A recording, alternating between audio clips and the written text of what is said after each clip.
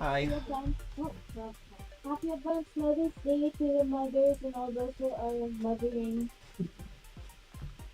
and those who identify as if you identify as a mother.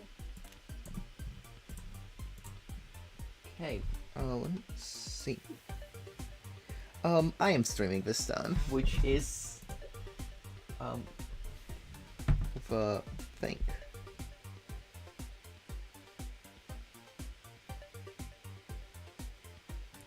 I'm gonna check in it, and then I'm gonna. Gosh.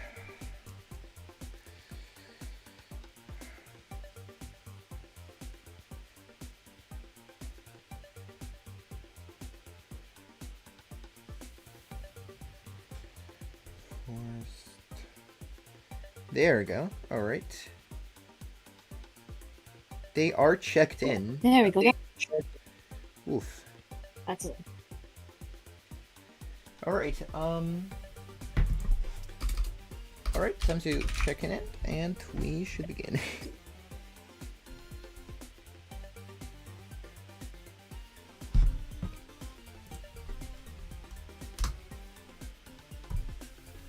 Okay, and I'm gonna close this. And we're gonna end the stage. And I'm gonna close Discord for the hell of it. So just in case it happens. Alright, start.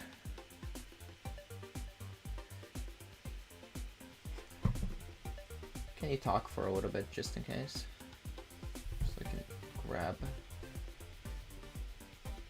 Or is it this kind Wait, of are we thing? live? Okay. Because we are in fact live. We are in fact live. Okay, we're chilling. I didn't hit the button. Whoops. I didn't hit the button.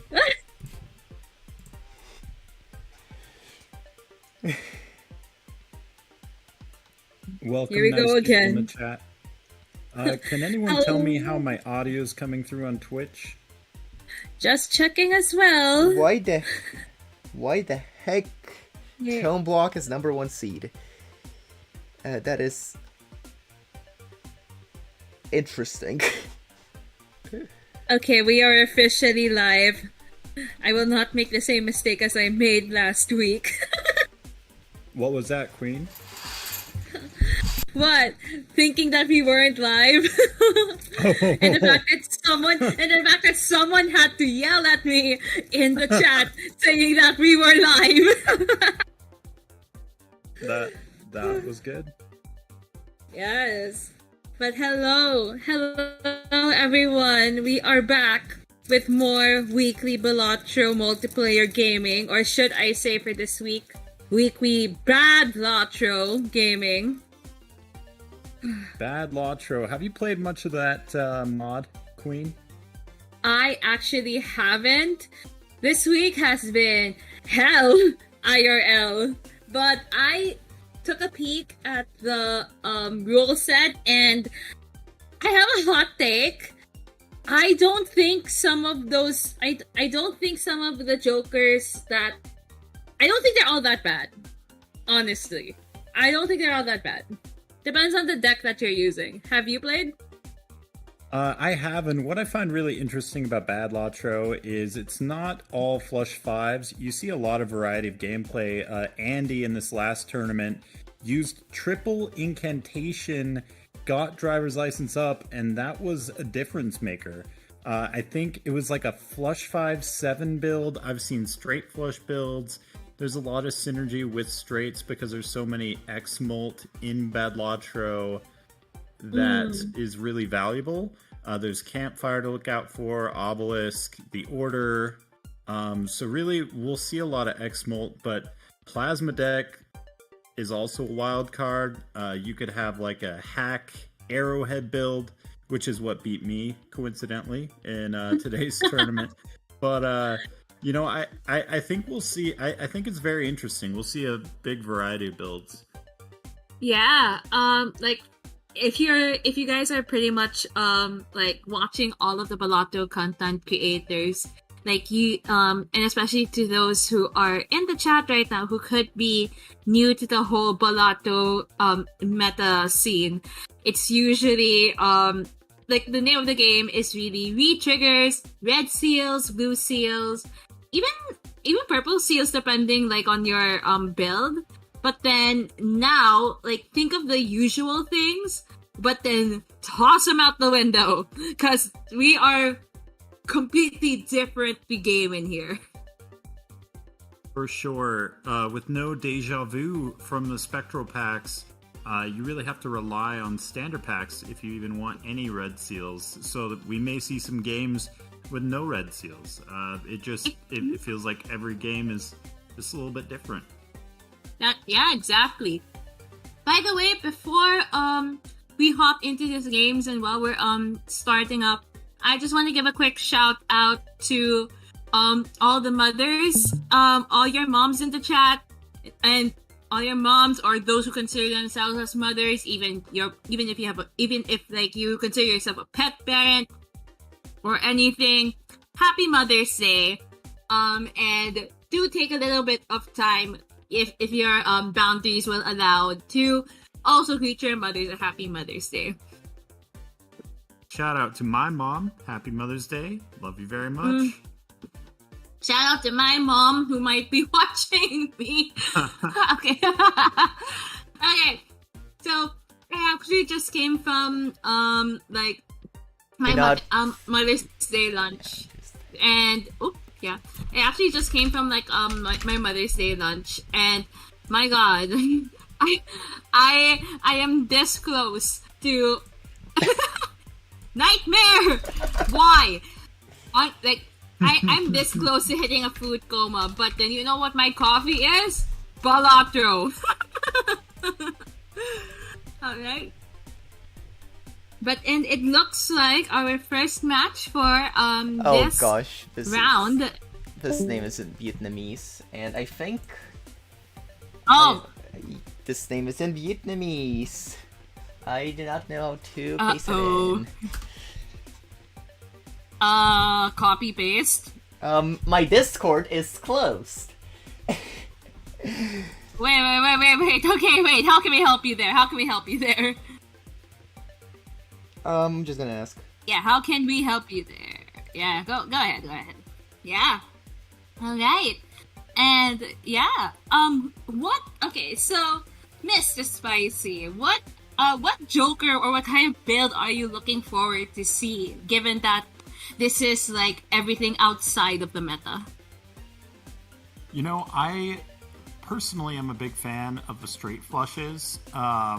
I think with a lot of seance potential, I would love to see more obelisks. I think it's a really fun card to play around and just so good where X-Molt really shines here. And just really creative builds. Like, you can never really predict what people are going to play in Badlatro. I, for one, put my foot in my mouth for criticizing Andy in particular for playing the triple incantation, but sometimes it just works out. So, really a little bit of everything. Yeah, I actually have a hot take. I do not know why Constellation is not part of these banned Jokers. I mean, I kind of understand like how it scales a lot more slowly compared to, say, Certificate plus Hologram plus the Stone Joke, the Marble Joker, but I don't know. I'm personally biased because I love Constellation. So I'm pretty sure that if it's going to be in the Joker pool, people are probably going to pick it up. But at the same time, this is also it's also really interesting to see. You have a lot of limited econ in Badlatro. I have found Constellation to be good, but definitely with that limited econ, sometimes you don't get as many planet cards as you would otherwise, but if you can get it to ×3, which most of the time you can, it'll definitely stand toe-to-toe with a lot of those other good Jokers. I think, really, without Bloodstone, a lot of people want to deck fix to Spades, with the Arrowhead being one of the better ones, and Blackboard being essentially a free ×3 if you could deck fix enough. So, things to look out for. Yeah, definitely. I'm also looking forward to... Well, I'm actually surprised that Arrowhead was not part of the banned Jokers, but I was completely surprised to see Matador in the banned Jokers. It's like, it's a hit or miss, because, yeah, you can get like $8 per card play, per hand played, depending on the boss line, but then still, sometimes Matador Matador just doesn't do anything. Just banned in multiplayer in general. Oh, it is banned. Okay, got you. But And still. another Joker to look out for that's actually unique to Bad Lotro is called the Negative Joker, which every time you take a skip, it gives you a negative tag. Now, if you pair that with like a rare skip, you could actually get a rare negative, which can be really helpful, but still kind of a gimmicky Joker. It's hit or miss. Oh, speaking of hit or miss, I think we are already. Are we starting already? We are starting. It seems like we are. Let's see. Okay. Who do you have on the right there? I'm not seeing They the are name the quite yet. forerunner of Nightmare today. All right. So we have Nightmare and Forerunner, and again, just to introduce ourselves, my name is Queen Chi. We're going to be part of your commentary today, and with me is Mr. Hot and Spicy 64, not Mario 64, but Mr. Hot and Spicy 64. That's right. Favorite number? Ever since I was a Alright. kid, probably because of a Nintendo 64. All right, looks like, and now that we're starting, Nightmare, one of our usual like regulars in these tournaments, and Forerunner seems picked up the Mystic Summit, I think that's what it's called. Joker that I usually see this Joker picked up like at least in like regular Balatro. So, but then Forerunner deviating just a little bit by picking up Even Steven.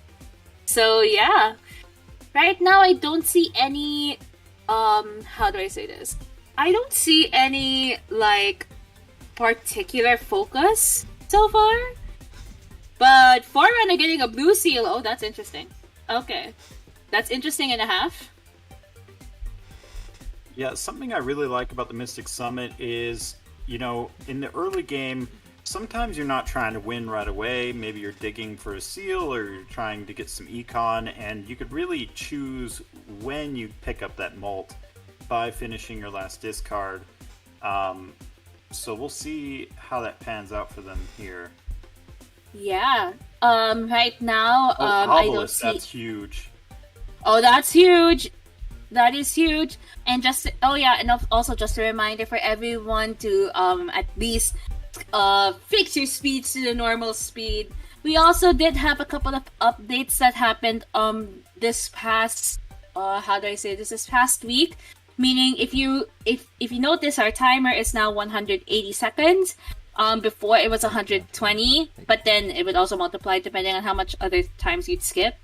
And there was a couple of other things that are other couple of things that were updated, like seeing, like having the same. I think it was like the order, but then it's also for like the say Ancient Joker where you have like it's clubs and clubs at the same time, it's diamonds and diamonds at spade time. Just a couple of those. But anyway, yeah. Forerunner foregoing the Obelisk, that could be a GG. It genuinely is so good here. Very hard to see that happen. Yeah. By the way, just giving a heads up to the production team, the stream title still says EU tournament when in fact we are streaming Pacific tournament. I have no idea why. It also says that there are wrong people in the commentary, so let me just fix that. Yeah, no worries. No worries. We got 2 2 to 3 more hours of Balatro to enjoy. So yes. Nightmare picking up the credit card, and Forerunner picking up ramen. And what did they pick up? What did Nightmare pick up? I think this is a skip tag, right? That does not look like you're right. Yeah, the hopscotch. Yeah, there we go. Yeah, and now we are here in our first PvP blind. I believe that is a wherein hopscotch scholar? isn't really doing much, scholar? but it's That is a scholar. Okay, that is a scholar. You're right. Is that- it says sorry? aces. Thank Is you, that the Lava. That is a scholar. You can Oh, that is a see scholar. the I display. see. It really looked like hopscotch. Okay, anyway. I mean, yeah, it's Yeah, okay, got you. blue and red. Alright. So it seems that how do you see? Forerunner is taking their time choosing like the cards that they want to play. But at the same time they can't exactly discard because of the ramen. I mean, Forerunner I definitely personally love wins ramen. this with the 4 of a kind and the smiley, but I want to say that Nightmare might have taken an approach to set up their obelisk, which will have that long-term gain. Exactly. So looks like Nightmare saying no to the spaceman, but Forerunner getting the magnet, so they could also be getting the obelisk sooner or later. And we saw 2 different vouchers there for them. I want to say that Nightmare picked up the grabber, and maybe that affected Forerunner ending up getting the discard voucher instead. Yep, I wasn't sure that was a difference, but it did seem like there was a difference. I mean, there was a game that we commentated last week where by picking up like a voucher, the shops kind of differed a little bit. So I think that could be a plausible option.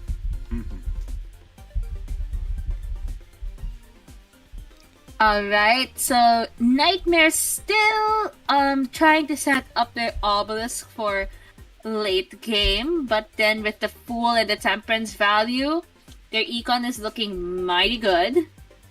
With Nacho Tong as the voucher for the shop. Yummy. We like extra hands. That is extra econ for us. extra econ, extra time to set up that obelisk on, looks like high card. Already with 12 hands on high card, that is going to be a meaty obelisk. And a magnet, so it looks like Forerunner might actually pick up the obelisk with this magnet. Too bad they couldn't have 2 obelisks, but that magnet is not going to be very good for Nightmare here, as it doesn't have anything good to grab onto. Unless, because I noticed that Forerunner picked up the magnet first, meaning Forerunner will get the obelisk first, and if Nightmare decides to sell it, he could get a double obelisk. Didn't even think about that, but that would be epic. It is 100% possible. So it's the mind games. It's the mind games here. The only time where rerolling not that far in the shop can actually help you here. Nightmare hitting 5 of a kind with their Scholar. That might be enough to give him an edge in this PvP. Oh, exactly. Looks like enough. Oh, but we have also got a 5 of a kind potentially from Forerunner. I feel like Forerunner is thinking about like keeping that steal at the expense of like all the ramen, but no dice. No dice here, totally no dice here. Got that blue seal at least, but that will not be enough molt to win this PvP. Exactly. I mean, I feel like it's completely okay to forego the ramen just a little bit. Hit the road is kind of a bait, but actually Nightmare, whether they know it or not, that hit the road might actually hurt them if it gets picked up by the magnet, because then they'll just get another hit the road. Very hard to deck fix with the econ in Balatro, depending on the seed, of course. But hit the road can be a really hard one, especially. Another deviation that both players did. I think Nightmare was Nightmare decided to take Immolation, but Forerunner just decided to get another seal. So that is a potential. So that could be a potential thing with regards to deck fixing. And I think and Forerunner actually decided to let go of the Obelisk. So like what you said, we could be seeing double hit the roads, which might not exactly be the best case for Nightmare. I'm not entirely sure.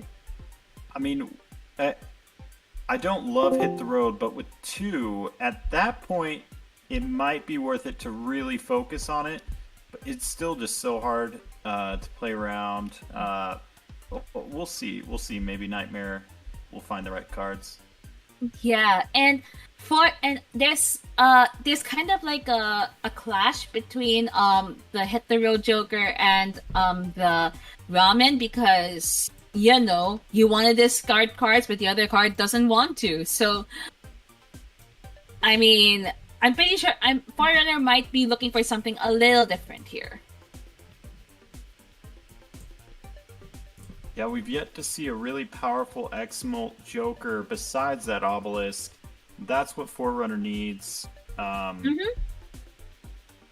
speaking of Nightmare sold his Magnet and got a double Hit the Road, so there could be a potential deck fixing accordingly, where they can focus on the aces for the scoring, and then just discarding a bunch of jacks for the extra mult.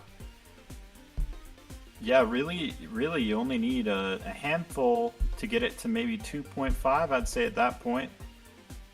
That's one of the better X-Molt Jokers. When you get it to that point, of course. Nightmare picking up the 6 cents, and Forerunner also picking up the 6 cents, which could mean a lot of deck fixing incoming. But let's see if deck fixing is actually possible, given that this is the PvP blind. Oh, not opting for the... I think that Nightmare is malding and sells the 6 cents in frustration, not getting that Spectral card. Very funny situation there. But lots of X-Molt on Nightmare. I have them as a favorite, not just for this game, but for the PvP. Both players at 3 lives, though. Yeah. Well, it seems like Nightmare honestly has a good strategy set up. Like, normally, Scholar isn't one of the aces that you can really build like a long-term game on. But then it's the double Hit the Roads and the Obelisk that kind of just send it for us. But then, yeah. Absolutely. And with 18, I want to say 18 high cards, that Obelisk is not going anywhere anytime soon. Yeah. Good call by I hope I don't butcher your name, Diggy Monemarban, in the chat. I hope I got your name right. That Nightmare could possibly not use his 6 cents because it would kill his Obelisk, which is actually a fair a fair play there. Absolutely. Didn't even think about it. Thank you. That makes a lot of sense now. Their if I'm not mistaken, their Obelisk is now at 3. Is that 1.6 or is that 3 or 4? I can't tell. I think it's a 1. 3.4 right now is where we're at with the Obelisk. Make that 3.6. I completely see it now. Got you. Well, that is a lot of Obelisk power. So, if Forerunner doesn't get any times mult or anything game changing in the next few hands or the few rounds, Nightmare has actually got a really good setup right here, right now. Yeah, I think what we're gonna see is that Campfire and Obelisk are just 2 of the the strongest Jokers in Battletro, so you really need to adapt and be able to play around those 2. Nightmare picking up the Poly Cloud9, while Forerunner is picking up the Hollow Burnt Joker. So given Nightmare's build, like I think that just like it helped him a little bit. Plus, it's gonna give him extra econ.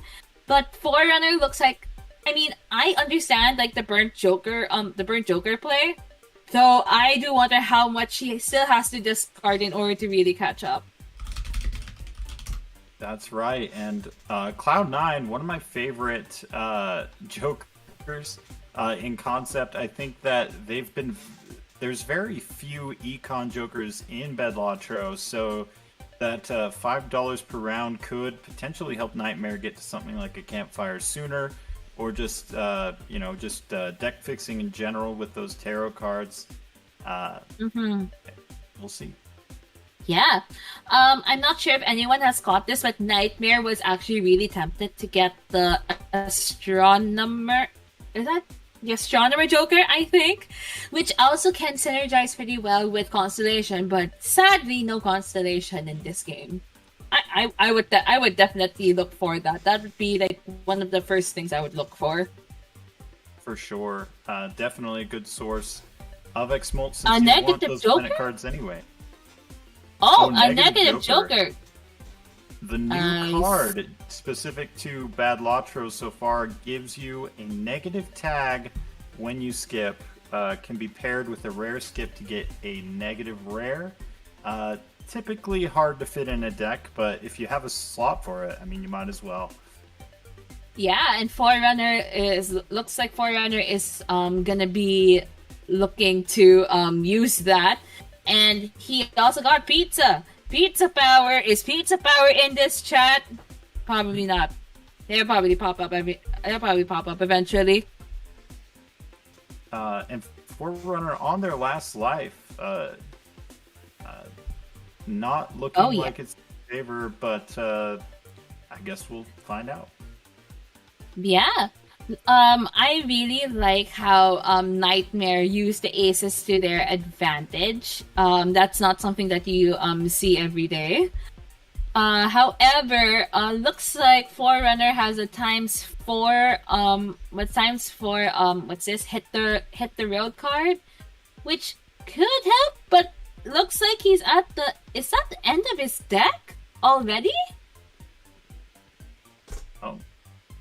Interesting. That's the end of the deck already. Yeah, no, this is nightmares to lose. This is nightmares to lose.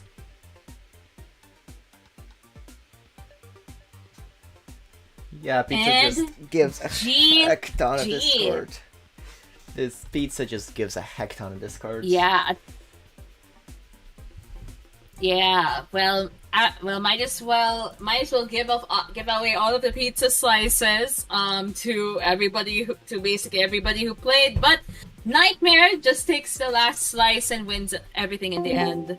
There is a new update that you can also see here, somewhere around here. I'm not sure where you can click, but you can actually view the deck of your opponent at the end of the game. So you can actually see how they set up their deck, along with their jokers to be like, oh, okay, maybe that's what I missed, you know. But yeah, Nightmare winning this first round. Okay, we're kind of waiting for the game. Up there.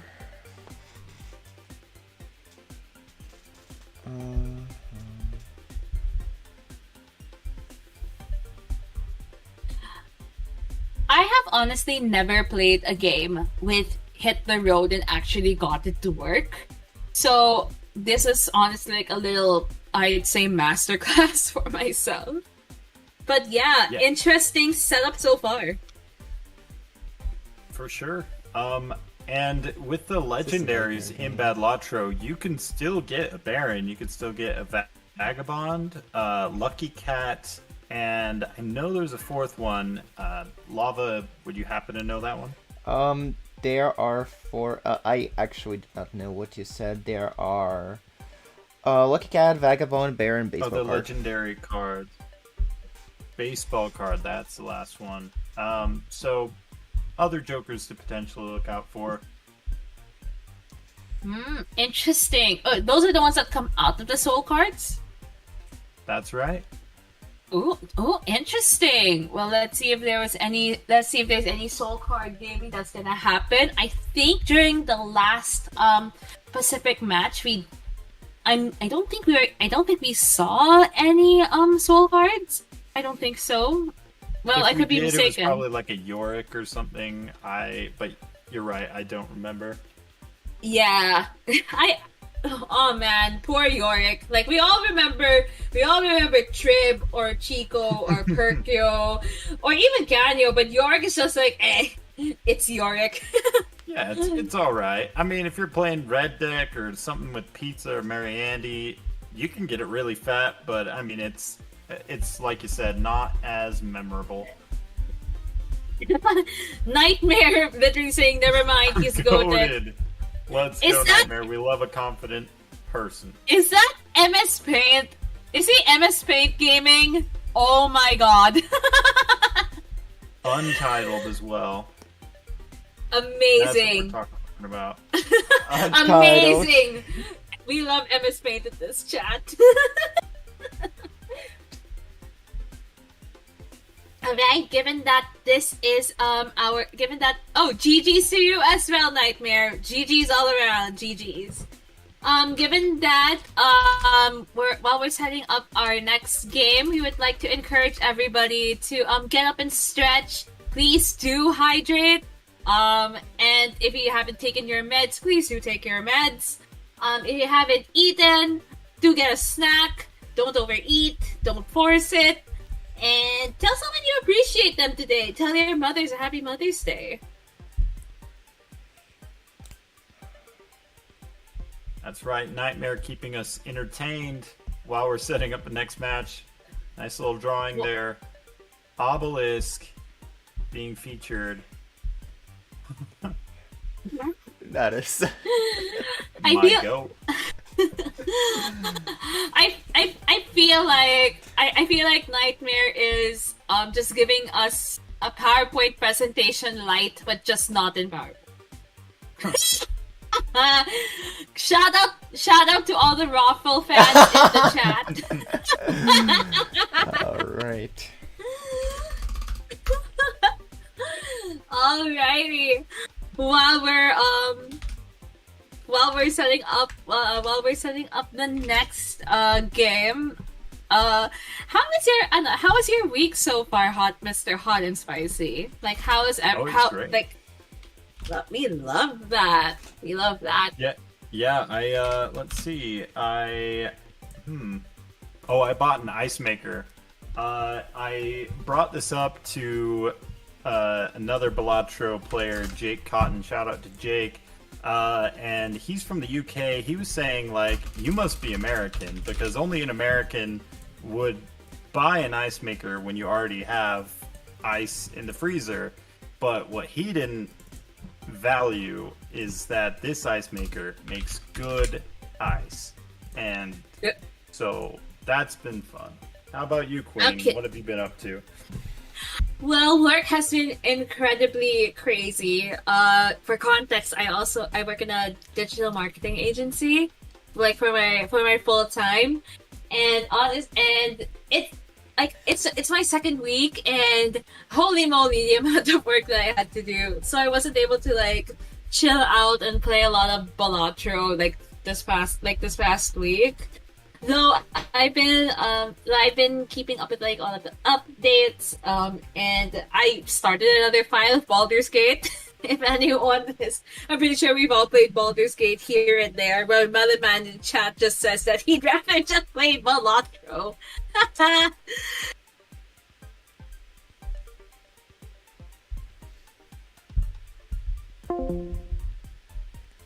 Oh gosh.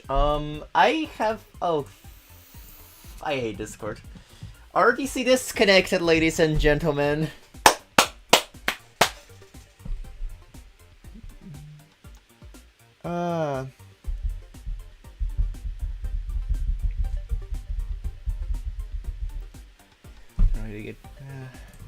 Alright, RDC me? connecting. Or Okay, we're good.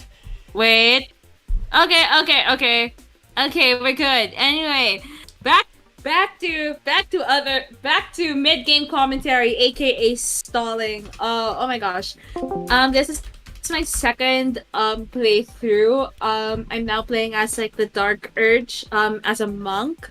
My first playthrough was a Storm Sorcerer plus a Tempest Cleric, where I just spammed all of the all of the damage straight up.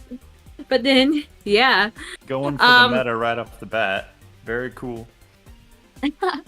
Well, it was a class I've always wanted to play. Shout out to my boyfriend for introducing it to me. But yeah, I'm really looking forward to just trying out like other stuff. But yeah. What about you? Have you played Baldur's Gate before? I'm pretty sure you have. I have put a lot of hours into Baldur's Gate. Yeah, I've probably played all the classes at this point. I do like the Ranger. Just even if I'm playing like a Barbarian, I'll end up playing ranged attacks either way. So might as well be a Ranger at that point. But here we've got Phantom and Sizak, two very prominent members of a community. I think that this will be a very competitive game. Phantom also played in the tournament just maybe 12 hours ago or so. So coming back for a redemption round. Oh my god. Okay. The last round, if I'm not mistaken, was the EU tournament, and I can't imagine like people playing like two tournaments like in a row. I'm like, do you guys get any sleep? Good lord. As much as we love Balatro in this chat, please do get some rest. Definitely take a nice little nap in between. Well, that is fair. Nothing that coffee can't fix. Eat, sleep, Balatro. I needed that on a t-shirt. We do need a t-shirt. Prod team, when we get merch out, Sometimes. you know what to do. Melon actually set an alarm for the Pacific tournament. Oh right. I remember. And wait, isn't it really late for you, Spicy? Like incredibly late. Right. 12:40 a.m. and counting. I think last tournament we ended around 3 a.m. But you know this is fun for me. I'm energized just by the gameplay.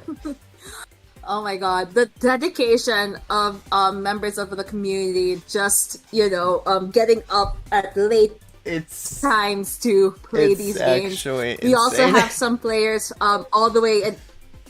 What? Sorry? I don't have that kind of dedication. I do not actually like honestly, same. Lava saying that oversee every Lava single not tournament. Having dedication is I'm calling cap. Lava all the time helping out in the community. Yeah, well, but then speaking of helping out, we might as well help our viewers catch up on what's happening with this game. It looks like they got the magic deck, if I'm not mistaken. That is the magic deck. I barely use this. Okay. Ooh, and with the globe, right off the bat, I do like the globe. Seeing those spectral cards just in your packs, you can get Immolate. Like, I would really love to see that voucher be taken. Even though Immolate might be a little bit risky because both of our players got the rough gem, a hollow rough gem, actually. That is incredible. Econ and Molt. Exactly. The question is, though, how long is that going to stay in their hands? Because even though this is good, this is honestly good for Econ and for temporary scoring, there could be other things that they could find. And it depends on their patience as well. Will they dig for the diamonds, or will they just play? That's true. And with Blackboard and Arrowhead being some of the most powerful jokers, if you build towards diamonds, then you're basically giving up on those two. So it can be hard to build into diamonds. But speaking of Econ, we have our first Spectral Pack open, and it looks like their Phantom is opting to get a gold seal versus the Incantation play, which, to be fair, it's a little bit of a gamble to set up for Incantation, but at the same time, I can also see it being like really helpful in the short term with scoring. That's right, and we get the Merry Andy, which will give Phantom a lot of value with the Faceless Joker. I wonder what Sizak will take. Right, so Sizak is not... They don't...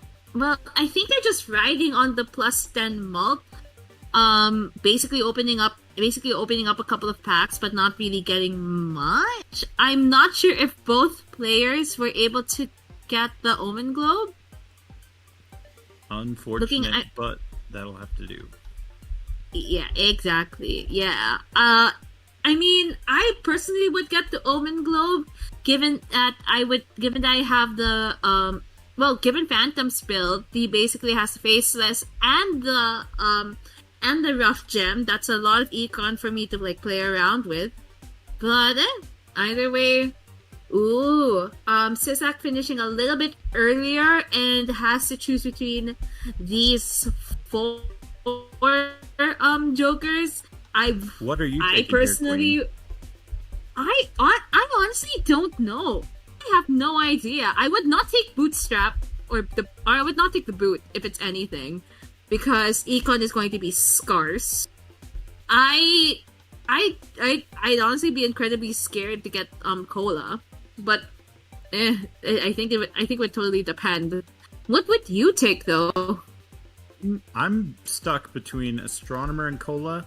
I think that Cola has potential. You know, you can get a couple of really good skips. Astronomer, of course, if you can pair that with the Constellation, that would be amazing. Neither of them are like, wow, I'm excited to see this, but you know, some decent choices so far. I would personally get. I think after looking at everything, Phantom taking their sweet time, and honestly, we don't judge. I would personally take Astronomer, because why not? It's free. And if it's not working for me, I could just like completely sell it, because I'm not as confident with the straight built with making straights with aces, but looks like that's what they got anyway. Yeah, maybe they'll be going for a straight flush of diamonds, but I don't particularly know. But Sizak going with a vampire, that's a very interesting pick. You do not see that very much in multiplayer. Perhaps I'm trying to think how they would make that work. There's no Midas. In Bad Lotro, it's either they're going for the It's either they're going for the Grim Incantation or Familiar play if Familiar isn't banned, and then they're just or since this is a Magic deck and you have a bunch of Fool cards, you can just basically hope that you get like a bunch of tarot cards and just fix it. But then if not, it's honestly an easy sell. That's right. And no Cavendish if that Gross Michael happens to break, then that's just it. Yeah, that's completely GG's. But something that Sizak may have compared to Phantom, and we don't know if this is going to be an edge or what, is the double rare tags that he has in his arsenal.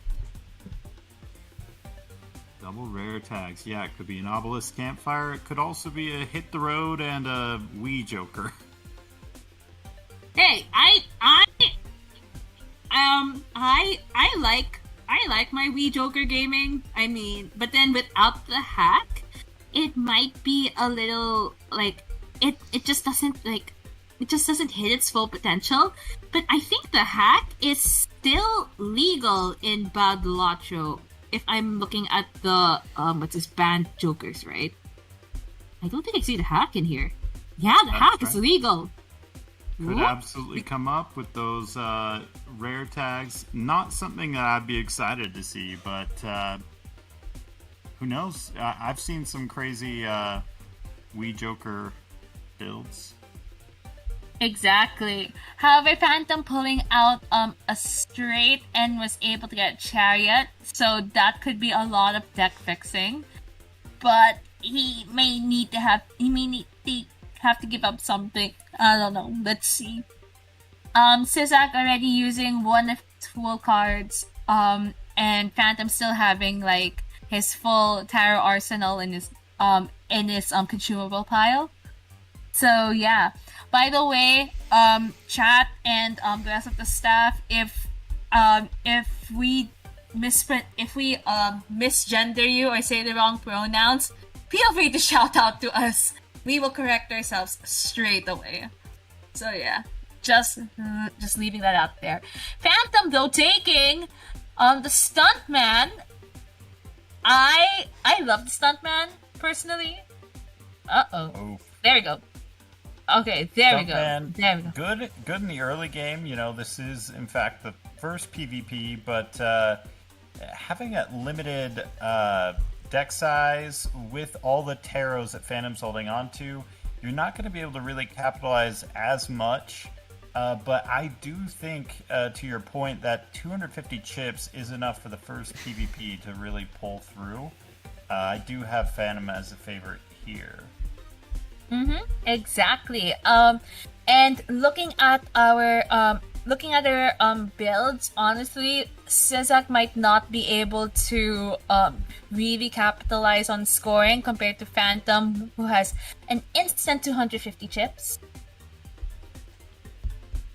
And that'll be it for the first PvP. Phantom ahead on Econ as well. Alright, we have a Magnet and an Obelisk. Honestly, a pretty good setup. Oh my goodness. Sorry. Hold. We have a soul card. Hold. Is it a Baron? We have no Vagabond? Wait, let's see. It's a Vagabond. We are Vagabond gaming in this With chat. The Magnet, Sizak might have gotten the high roll of a lifetime, potentially getting 2 Vagabonds. Obelisk with the Magnet, we'll see. I'm not sure what the sell value is with the hologram or holographic on that rough gem. I feel like it might be the highest. It still might be the highest worth compared to the other Jokers that we have, but we'll see. But I wouldn't know how to feel if I got a double Vagabond. With the magic deck, definitely with the extra slot, I think that could be really good. You know that two tarot cards. Well, yeah, but I mean, obviously not a permanent. Yeah, that is completely fair. Sizak, however, making a decision between potentially immolating the deck or risking on a Wraith. Oh, and this is something I just noticed from Phantom. The legendaries, such as Vagabond in this case, have a $10 sell value, so certainly the Magnet will latch onto the Vagabond. Ooh, double Vagabond gaming.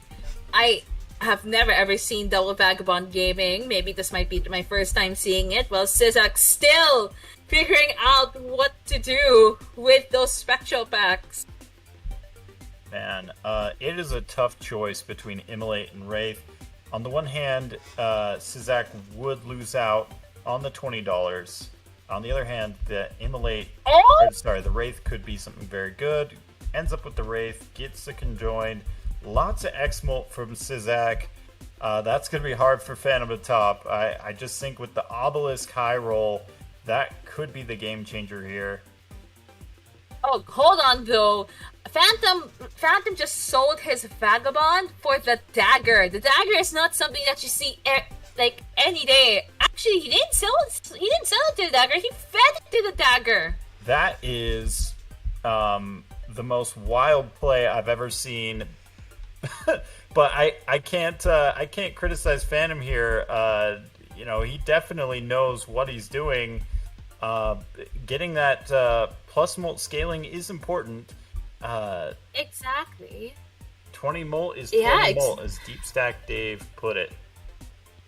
Yeah, 20 molt is 20 molt, and if you keep on feeding your high value jokers to your dagger, honestly, that might be the play here. Maybe they might. I was gonna say they might potentially feed the with the hollow rough gem there, but then at the same time there was they didn't pick up the stuntman. Never mind. That would have been a very interesting pick back up with all that plus molt. Probably would have guaranteed the second PvP, but maybe Phantom wanted to have more variety of cards to play. Exactly. And also, if you guys are also new to the entire Balatro multiplayer scene, Conjoined Joker is a Joker only found in this mod. Previously, it gave 5 times molt, or at least 1 time molt for every hand that your player has left. But then it got nerfed to having a max of 3 times, and bringing it down by 0.5 times every time your opponent plays a hand. So slight nerf, but honestly, I still think Conjoined Joker slaps, especially for like this round of round of games. For sure, I'm taking Conjoined almost every time, unless I've already got something crazy. Exactly. Sysak taking their sweet time figuring out if they're gonna sacrifice their jokers for any of those other jokers. Did not. Still looking for tarot cards. Probably trying to get their molt up or score up, basically.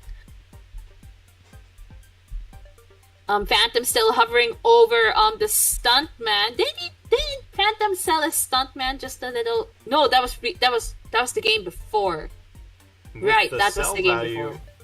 I mean, really, you could sack the stuntman if you wanted to. Now, that would not be good going into PvP. Yeah, exactly. Oh well. Yeah. I do wonder if Phantom is going to give up one of their jokers for the next PvP. To me, it doesn't look like that they need to, but then at the same time, extra molt is extra molt. I think that a big difference we're seeing between Phantom and Sysak is Sysak has a lot more of that X molt, while Phantom has a plus molt plus chips.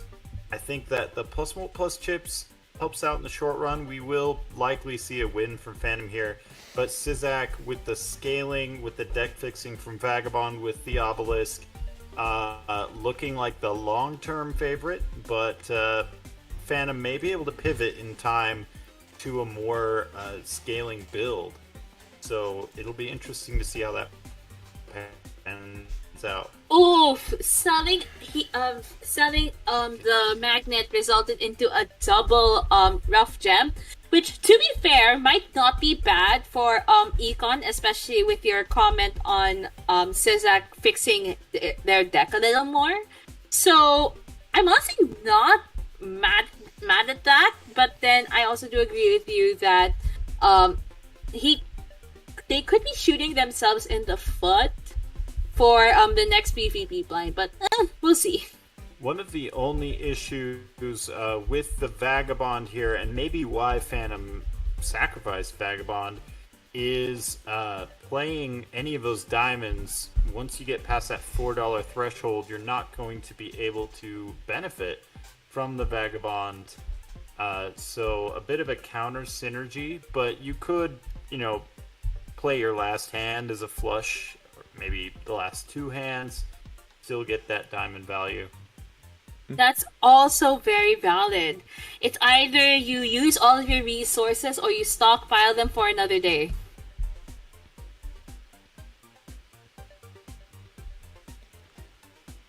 Okay, I'm not sure if it's. Alright, Okay, no, we're good. We're good. Hmm? We're good. It's like Well, it's my Wi-Fi. we're good so far. It's my Wi-Fi being Wi-Fi, so Uh-oh. you can continue right now. Oh my... Don't worry. Alright, this is our obligatory shout out to the streamer's PC. Shout out to the streamer's Wi-Fi.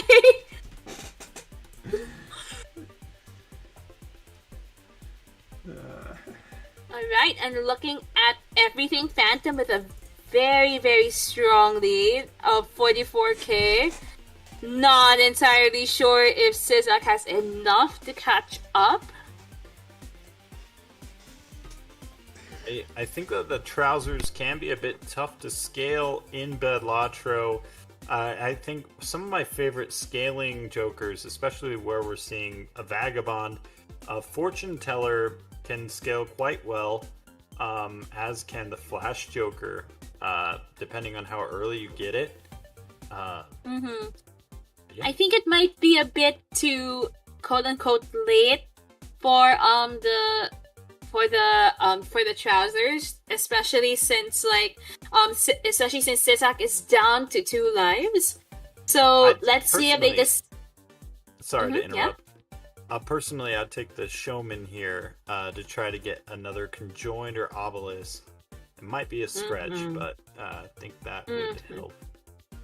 Honestly, any stretch might help Sizak and basically like their scoring game. Also, hello Hugh Jackman. Anyway, Sizak opting to sell out of their Econ Joker in order to get the Stuntman. So at least we have a little bit of push in terms of scoring. Though, well, to be fair, they are banking on their Vagabond, so I am not too mad at that.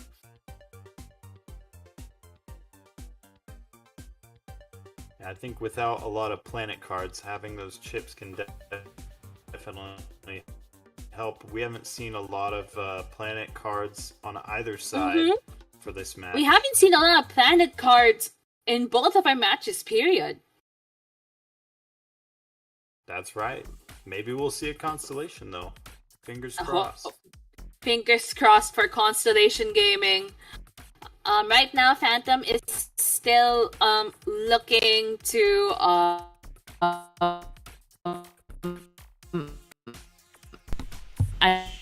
Shoutouts. Why did my this Discord is freaking sabotaging me? I swear to God. Okay. Small blind. Gosh you love damn! To see it. The dagger, that is a hefty dagger. Such an I have no idea what's happening right now. Discord is freaking sabotaging me. Again, obligatory shout out to streamers PC, shout out to the streamers internet. Discord is sabotaging lava. Shout out to the streamers Discord. Oh, good lord. I swear. Discord is sabotaging me. It just opened for no reason. Rip. Alright, shout out. Okay, truly a shout out to your streamers PC. Alright, looks okay, so back to the game. Back to the game. It looks like Sizak and Phantom have two different plays here.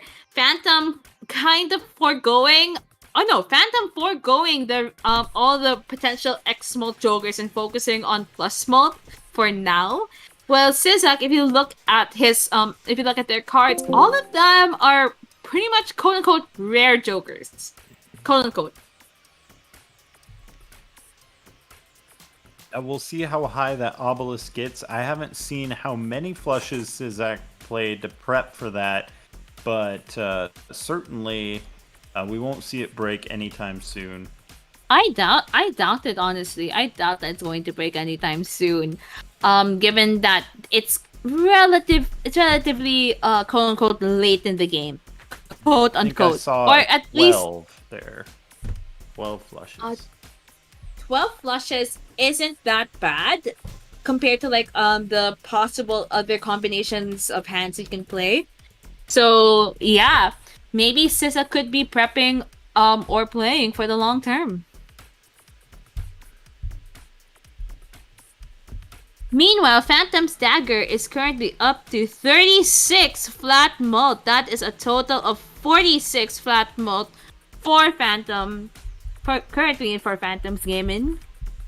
It makes me really want to see an X mult to make that dagger shine, but no such luck on Phantom's end. I feel like that is a potential X mult. We have a Steel Joker. We have a Steel Joker coming up, but I'm not sure how many Steel Jokers that they have. Can be hard to play into Steel, but not impossible, especially with Magic deck. X mult is X mult, so they could possibly get it, or they could just get more money and roll further. Nope, we got the X mult, which is at 1.2 times mult. I would say times mult is times mult here, especially with a really big a really big flat mult, and they also picked up the tarot card voucher, which might help them in the long run. Maybe that's why they were also saving those two fools. If they can have if they can find a chariot, it's gonna be raining steel cards on there, and GG, problem solved. Zach ahead on the deck fixing with that Vagabond, down to 43 cards. A lot of those magic, a lot of those enchanted. As we're looking at Phantom's deck, 40, still pretty slim at 47, but definitely a big difference there. Apparently there was a death hidden in that fool. I mean, well, technically that was the last card that they could use. So all that they really have to do is look for those steel cards and just copy them over and over again, and we're honestly good here. But will that be? If I'm Sizek and I see that steel card, I might pick that up just with the Vagabond pairing. Maybe get some chariots out of that. Yeah, that's also true. But let's see if looks like Phantom drew the steel card right away. I do wonder though if it will be enough to counter Sizek's conjoint Joker plus Obelisk. I think now it's at 2.8. Yeah, that's 2.8. Good gracious, good gravy. Now it's times 3. Oh shit. It is it is looking like Sizak is going to take this round. More chips, more X-Molt. Appears to be outweighing Phantom's Fat Dagger. But Phantom, for next PvP, needs to get that X-Molt online. Maybe we could see a comeback. I'm not entirely sure how fast they can at least feed that Steel Joker, especially since that it only gives like times 0.2 per Steel Joker, and they are now officially out of those out of the fools. But if you have the Steel Jokers in your hand, that could be extra quote unquote re-triggerable times mult. So the math is not mathing in my head. Phantom may want to see a magnet here to try to pick up. Well, I guess that would pick up Vagabond actually, so maybe not. Well, to be fair, Vagabond might not be a bad deal if they're leaning towards a Steel Joker build, because who knows? There could be another chariot and there could be another death. Poof, you're good. For sure. But then go ahead. We may see another magnet. But then again, it's still RNG based. And as much as we like RNG in this chat, we like RNG in this chat as Phantom pulls up another chariot. And speaking of RNG, we see the Wheel of Fortune. Will Phantom rip the Wheel of Fortune, although he won't, realistically. That chariot just has to be played with the steel Joker. Definitely. So, hoping, Phantom is probably going to hope for like more death cards in this case. They've been leveling up high cards, so it's going to be a little bit easier to proc those steals in your hand. Meanwhile, Sizak selling out on if I'm not mistaken, their rough gem. Or did they have another Joker prior to that? It was a stuntman this time. Yeah, it was a stuntman. Yep, there we go. Double taking on see if they want to take the judgment or not. I personally would not take the throwback. So that is that. Is an interesting play. Getting those skips would not benefit the obelisk scaling.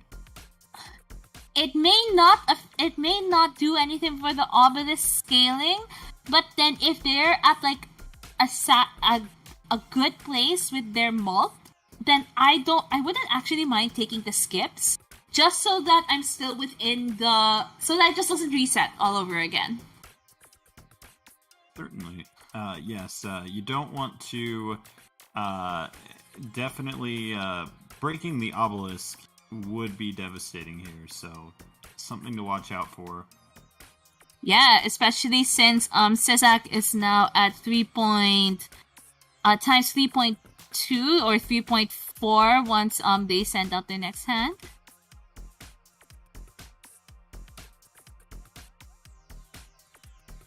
Meanwhile, on Phantom's end, still at times 1.8 for their Steel Joker. They can pretty much get by, but then not entirely, not as fast as what Sizak is doing in terms of scaling. And since when did that Vagabond turn Poly? That was just now.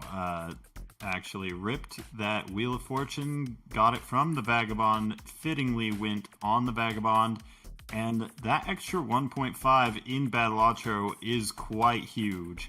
I would say that makes Sizak the favorite going into this next PvP blind. Definitely. We have Jank Shank in the chat asking what the asteroid does, since they haven't played the multiplayer mod. The asteroid picks a hand from your opponent's set of hands and brings it down one level. So let's say you have a full house that's level 6, hit the asteroid over there, you are down to a level 5. So it could be kind of bad depending on the type of game that you're trying to build. And if you want to try playing a lot of multiplayer mods, you can hit !Discord in the chat, and it will bring you to the Balatro multiplayer Discord, where lots of people play games. You can easily get set up there. But of course, we're not forcing y'all to do so. Definitely not. But speaking as someone in that community, it's very welcoming. People are definitely willing to help you and answer your questions if you've never installed a mod before, or if it's something new to you. Definitely feel free to give it a try. It's, everything's free, very easy to work with. There's good tutorials, and we would love to see you and maybe play some ranked. Yeah, exactly.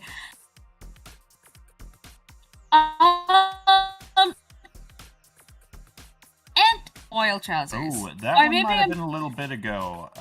Definitely before the polychrome, but yeah, pretty big.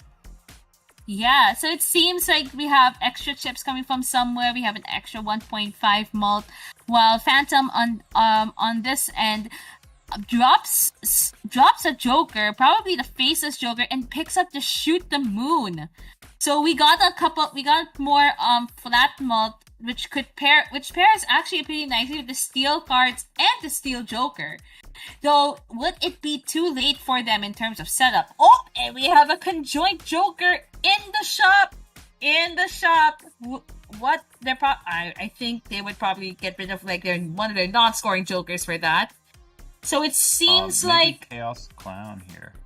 Yeah, potentially, but then Chaos Clown saves you a little bit more. Yeah, I think it was either that or Chaos Clown. Yeah, I think with high card being Phantoms, like if Phantom was playing flushes, I could see it going the other way. But if as high card, you might only get a couple of dollars at most with that rough gem. So that definitely was the correct play. Yeah, exactly. And seeing how Phantoms econ is pretty okay, like it's above like.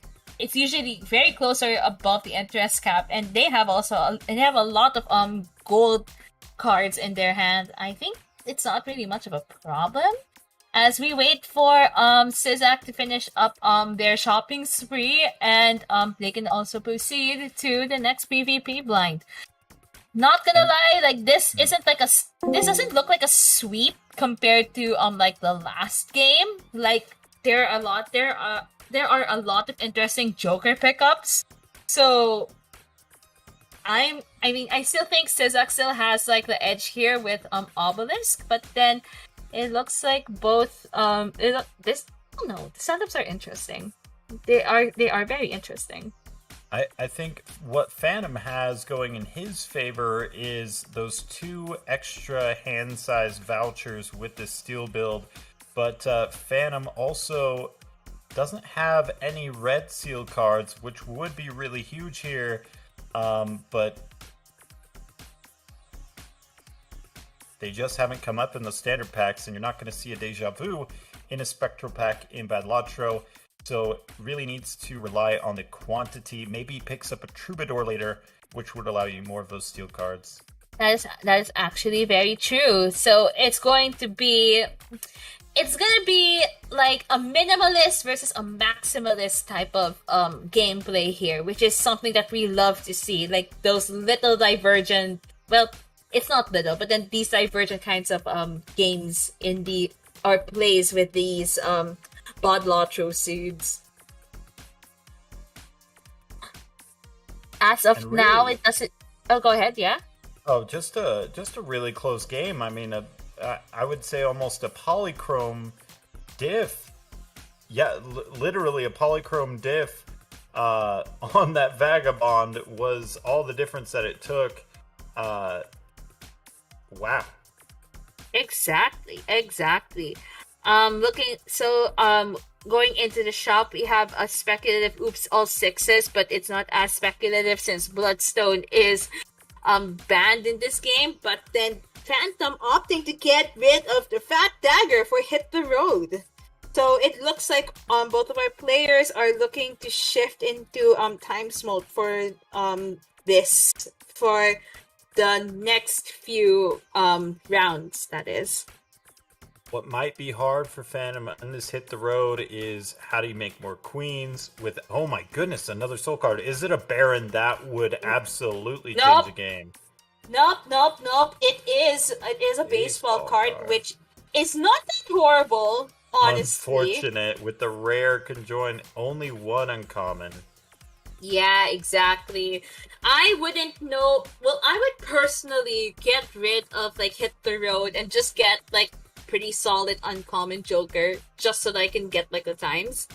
But then I can also see the appeal of Hit the Road. Yes, that's right. I think that already to 2.5, not bad.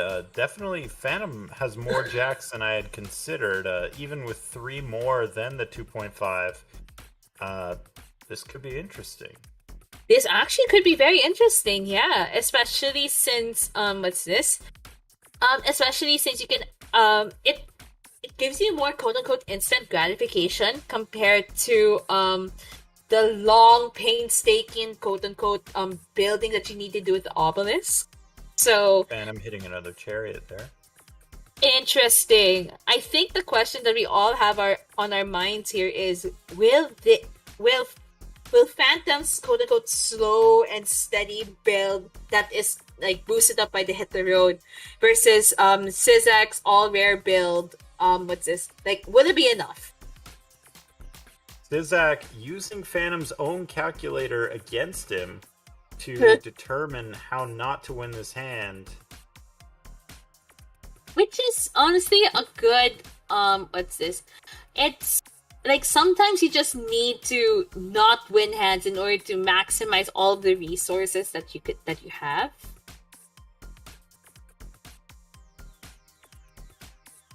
Absolutely, Sizak wanting to take their time to not play any flushes and try to get that obelisk as high as possible. Meanwhile, Phantom picks up the 8.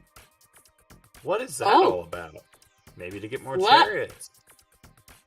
Exactly. So looks like, well, I get the 8-ball pick because of they could basically focus on building more chariots, fixing their deck up a little more compared to the tons of decks fixing that Sizak already has done. And iPanda99 says hi in the chat. Hello, welcome in. You are witnessing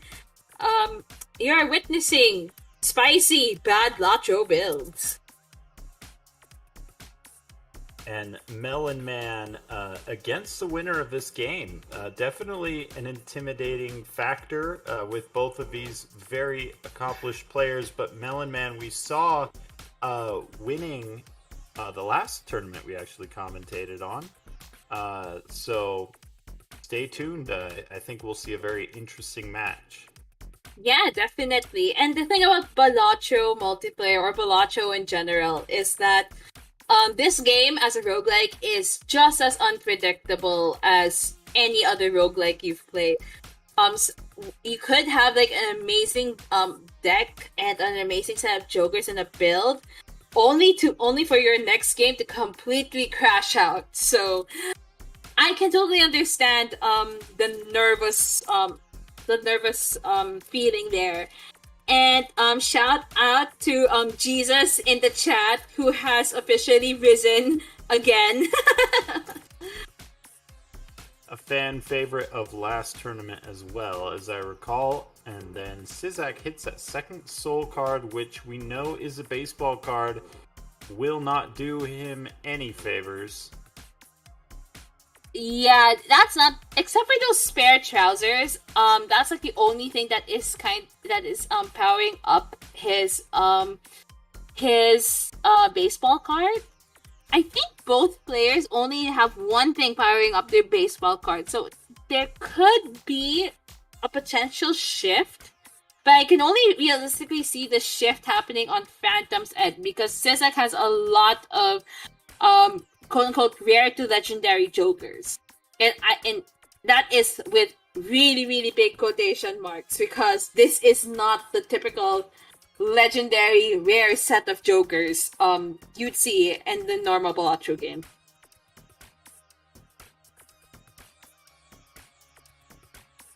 Alright, so what's this? My Panda asks, how do you get baseball from Seoul? Okay, so just like what we said a while ago, this is a different mod called Bad Latro, meaning all the meta jokers, or at least the ones that are pretty good, do not pop up in this game. So forcing our players to come up with more kooky and different builds, which is the idea or the theme of this week's weekly tournament. So some of the things that you may see that are considered like say uncommon or rare in the normal Balatro games could be rare or legendary in this game, just so that it still functions like the same Balatro. Sizak trading that conjoined for the steal, and it's already at 2.8, only to get higher with the Vagabond scaling, and that puts their baseball card at ×2. So a lot of good things came from that Steel Joker. Phantom much more ahead in the rerolls, but Sizak with just the higher quality jokers both players on 2 lives. Exactly, and when you look at the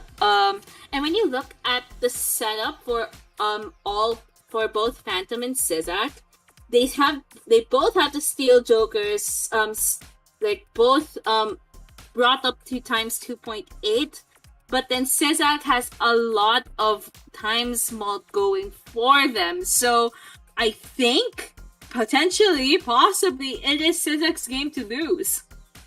That is a level 14 high card with all those blue seals coming from Phantom. Very, very good planetary scaling with those blue seals. I don't know that Sizak has as strong of a planet base to multiply off of, but definitely the favorite on the X-Molt side. Mm-hmm. So I think it's really just a matter of, like, will Sizak's X-Molt carry him all the way, or will it be the planet cards on Phantom's end that plus steel cards and shoot the moon, actually, that will carry them to victory. We are already hitting the millions. Hitting the millions. Oh my goodness, such a close PvP so far. This coming down to the wire. I think that Phantom might win this one by the looks of it. We'll see. I wouldn't count on that because Sizak had 2 hands left. I had a feeling he was going to crush it. I thought that was Sizak's last hand, but even if it was, that is not looking good for Phantom. He needs to quickly scale that Shoot the Moon deck, get as many steals in there as possible to be able to beat out Sizak. Maybe if Sizak plays a flush, then that would definitely put Phantom back in this. Though, think about it. Playing a flush accidentally versus, like, just shooting a high card or playing, like, a pair. I doubt that a misplay is going to happen here. Yeah, probably not at this top level. And lots of other options to play. Let's see. 2 pair is running out, though. You got 10 2 pairs. That means you could only play 2 more of those before they're duds. And that is Sizak's level 10 hand. Sizak probably contemplating this rare skip. Oh, yeah. Actually, that is an incredibly good point. So it's either you try your best to play other hands, so that by the time that you end up in the last PvP blind, you can totally go all out. There could be, I doubt it, but then there might be a possibility that they may lose a life just to maintain the sanctity of the obelisk. But I honestly doubt it. Either way, Phantom putting up fight on these PvPs. Down to his last life. Level 17 high card. Will we see another Chariot? Maybe a Cryptid out of his Spectral pack. Or a Red Seal. No Red Seals this entire game. That is just unfortunate. I think Cryptid is banned from from Bad Lotto in general. I think the two banned Red Seal or Blue Seal are banned. Deja Vu. Well, respective spectrals. Okay, so Cryptid is still fair game. Interesting.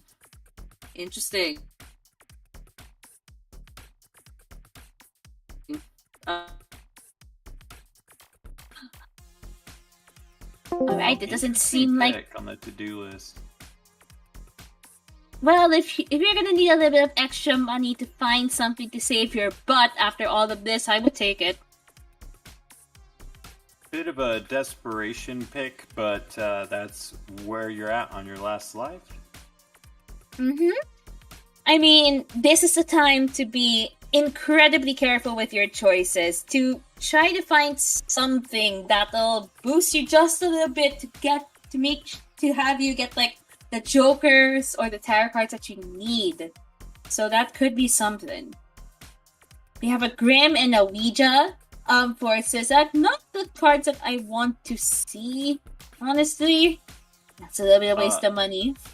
The only benefit being when Sizak sees that, they're going to know that Phantom doesn't benefit from it either. But regardless, neither of those are chosen from either player. Melon Man asking to rip the Ouija, please. Definitely never ripping that Ouija. Yeah, honestly, I think Ouija is like the worst the worst spectral card for me. Like, I don't like a sigil. A sigil can save your butt, but then having the same rank at the expense of like one extra card in your hand, nah. I have to confess that when I was new to the game, Ouija I thought was the best thing you could hope for because of the immediate dex fixing, but little did I know, it is complete garbage. Unless you're on abandoned deck.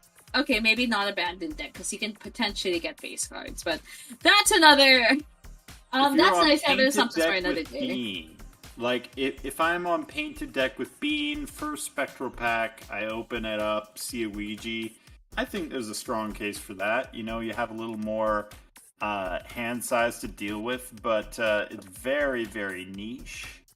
Yeah, definitely. Though, we just need to stop for a moment and look at what Sizak picked up. He basically got an Erosion Joker with a Conjoined Joker popping up to basically, I don't know. Like, they want to be part of the roster, saying, put me in, Cap. But at this point... would be better here than the Erosion if you can even moderately play your hands fast enough. This point, I'd be okay with not taking it. Because looking at everything that the Sizak has, he has 3 uncommon Joker cards, which fuels their baseball cards, and then we have an Obelisk that is 6.2 times. That is a lot. That is a lot. That Obelisk, and something Sizak picked up from the double rare skip. Quite unfortunate for Phantom not seeing that at all in the shop queue. Genuinely a high roll for Sizak. Carried that Obelisk, absolutely carried the game. Phantom putting up a heck of a fight, but might just succumb here to the Obelisk. Exactly, and the fact that they both have, I think Phantom, it was probably Is he going to whip the Ouija? Nope. No Ouija. No Ouija gaming in this track. It for content, unfortunate. Nope. This point, if I knew that I was going to do this, I would just play like...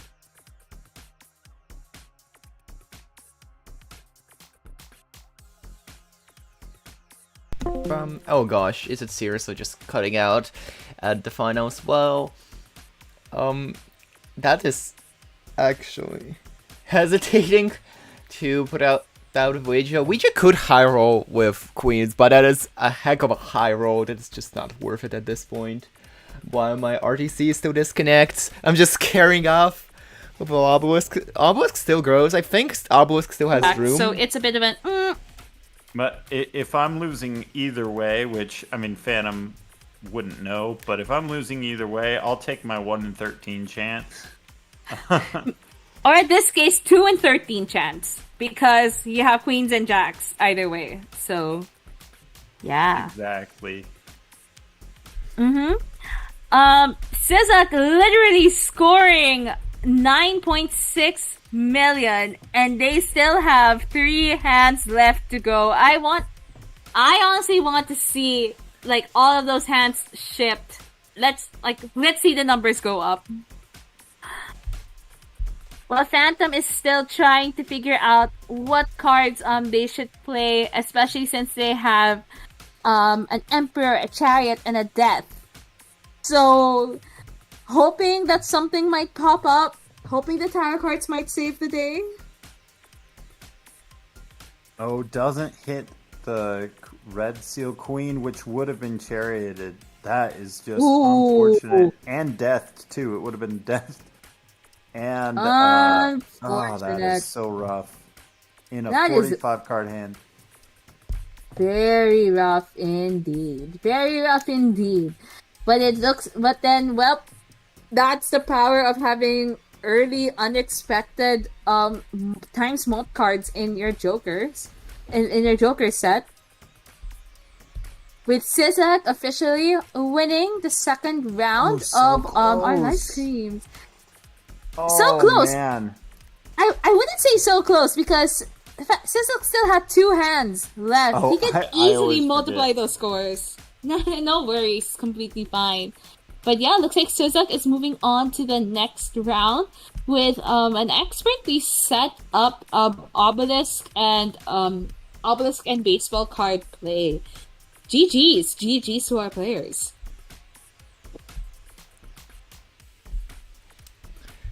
GG's, Alright. and I wonder, are we going to see Melon on the stream? Or There's is it a nothing different else, game so that'll we be up might. in the bracket? Well, Right. either way, I think it's still going to be an incredible matchup either way.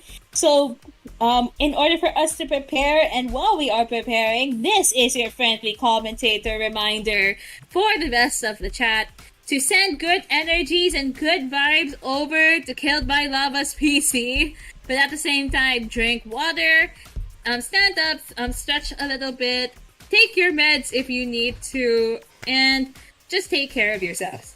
Yeah? Take care of yourselves.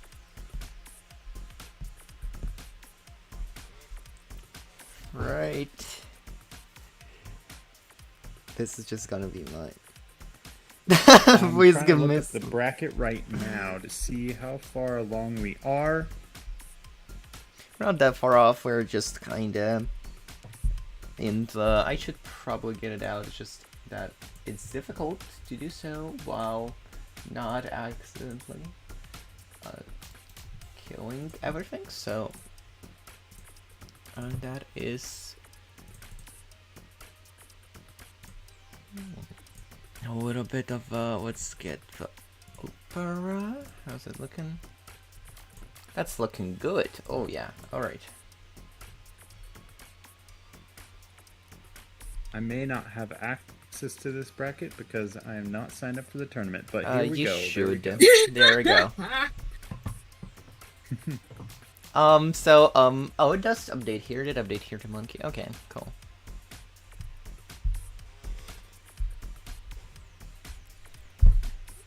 Gosh.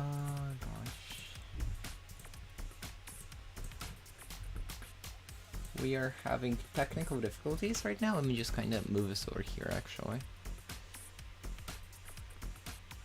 That's the entire bracket. Melon being the winner of last tournament, going up against Sizak would be a very interesting one. We've also got Digimon against the winner of Nightmare and Senfin. Also another stacked match. We got Tepiv winning down there, already set up in the semifinals, and then yeah, just a stacked roster. We got Monkey versus Shadow, Nong, is it Nong 47 and not playing well. Just a lot of really stacked matches. I'm really curious to see where these will go, which ones will end up on stream, and see where it goes from there. If I'm not mistaken, Tepev actually had a bye, so like the guy's literally just chilling like a villain, waiting for his Tepip is just or not yeah, really waiting for his. He's down Yeah, there we go. Yeah. So, well, I don't know. Tepev was like, "Okay, wait, I'm just in the chat chilling like a villain," and I'm like, "Okay, you know what? We love that for you." Sipping margaritas on the beach, just relaxing while waiting for that next match. Okay, I have a question. Do you like your margaritas just the normal way or frozen? That's a great question. I am not much of a drinker, I have to say.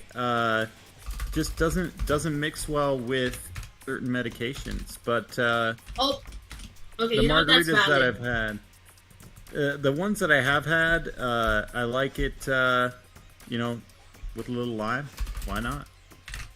We love that. Frozen margaritas are actually my favorite alcoholic drink, which we are not forcing chat to do. If you guys are gonna drink alcohol, please drink responsibly.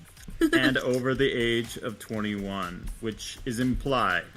So Over the age of 21 in the US, but then in other countries it could be different. other countries In the Philippines, go wild. yeah. In the Philippines it's 18. Did you say 18 in the Philippines? Yeah, it's 18 in the Philippines. Oh, well, you learn something new every day. As to why it's like that, I don't know. Alright. Melon Man is heading out to prep for the game. And yeah. I'm honestly looking forward to our next matches. Where you can see double melon right now. Because Double I've melon! replaced Oh the- crap! I replaced the wrong link. That will be fixed Eh? shortly. Uh-oh. Double melons. No comment there. Yeah, no comment. Y'all! There we go. Okay, we're showing. No, that's on you both! That's on you both! Hey! Hey! Hey! Yeah, don't. Oh, okay. No comment. No comment! No comment! What are you guys implying? We're just talking about Melon's potential double screen. But then in reality, I think it is Melon versus Sizak as our next match.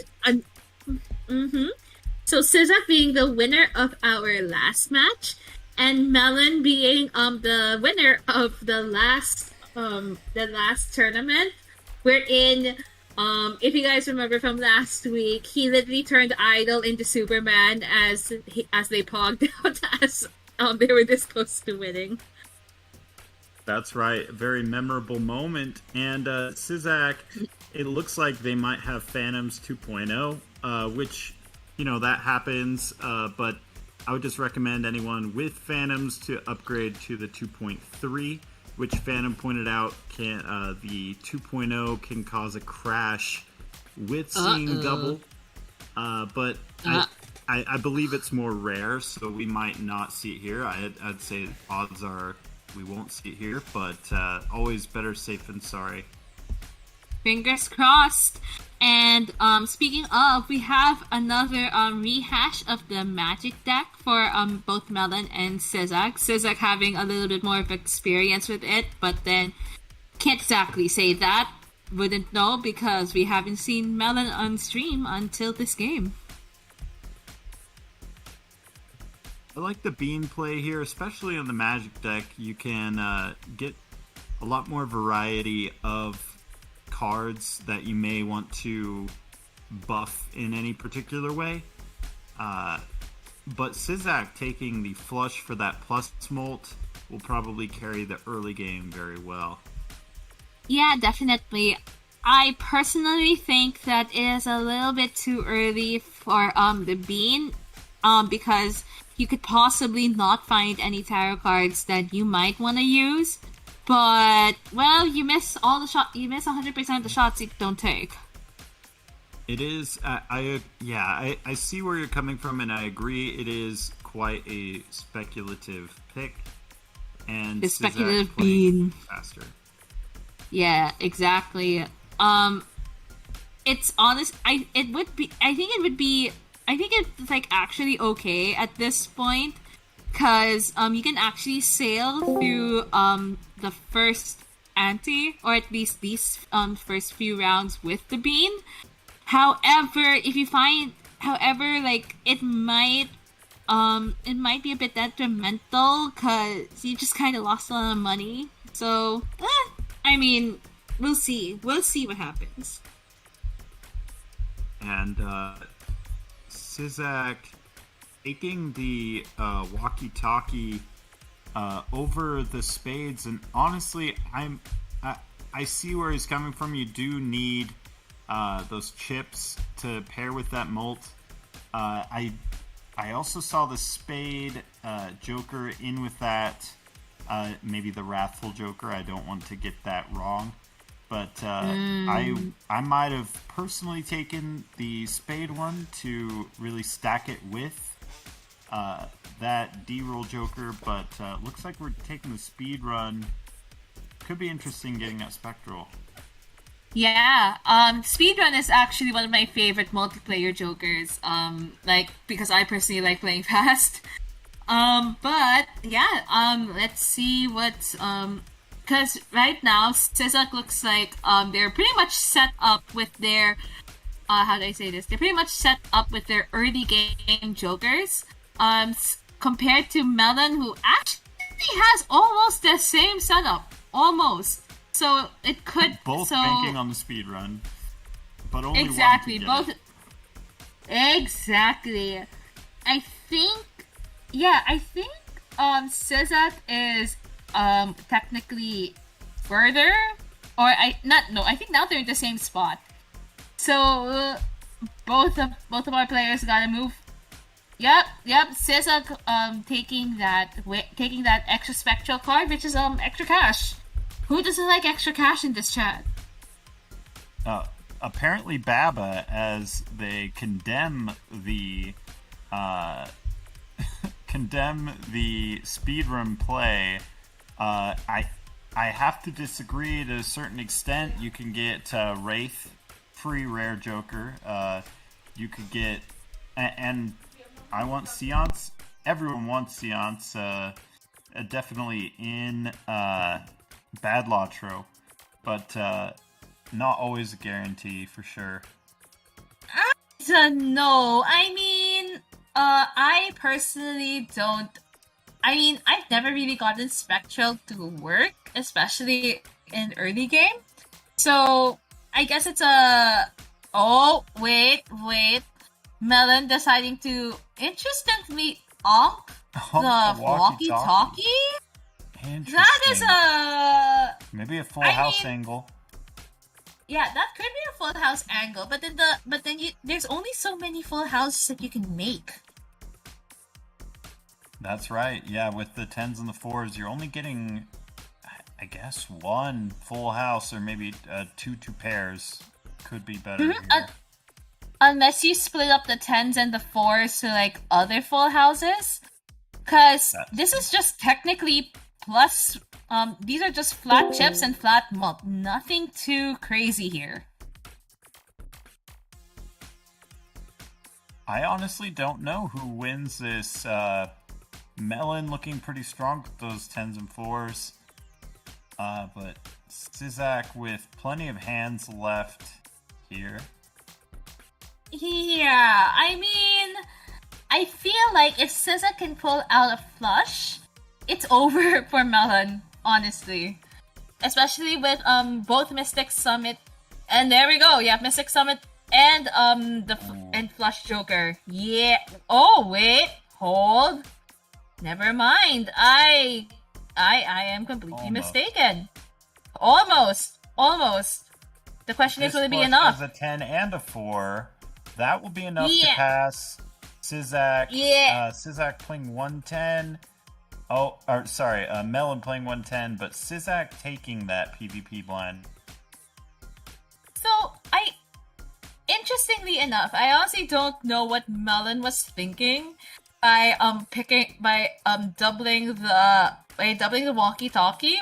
But then if we lean into it, that actually might be a little bit interesting, as they pick up Super Precision. Right, that is the name of that card, Super Precision.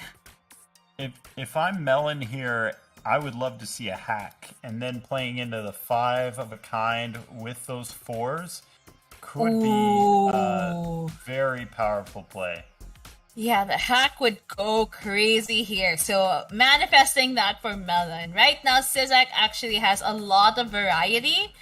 Going going for the runners tactics, which could help, but then I don't exactly see a lot of synergy with the jokers that they picked up. But both players looking like they have a lot of money. They have a crazy amount of money. A very high econ seed for sure. Something that isn't easy to come by typically in Badlatro. And to answer your question, Jesus, hack is not banned and it is uncommon, but not as good as you might think, because a lot of the best cases for hack, like Ancient Joker, Idol, and Bloodstone, are all banned. So really, hack is only going to benefit Molt and Chip retriggers and some econ potentially. Though honestly, looking at Melon's setup, I think they could be leading towards the 4 game because because if you were to get a hack, you have even Steven, you have two walkie-talkies. That could, and if you lean into it, that goes far enough. Play flush houses, but I don't know if we're gonna actually see it that far. And Polychrome is what's this? Polychrome is not banned in this version. You can get I think, I'm not entirely sure. We could double check that. Are Polychrome cards banned in this version? No, they're not. You are, definitely comes up. Obviously, I want to say it's a 1 point something % chance in a standard pack, but it can happen. It can also happen from Aura. Yeah, that's true. I don't think we've seen any Polychrome cards, but then Polychrome Jokers are honestly fair game. That's right, and I do wonder what Sizak, if they're going to get any value from that superposition. Kind of a tricky one to work around, but probably the best Terra option that's been presented to them thus far. Yeah, that is true. Both players actually taking superposition, but Sizak has more reason to lean onto it compared to Melon.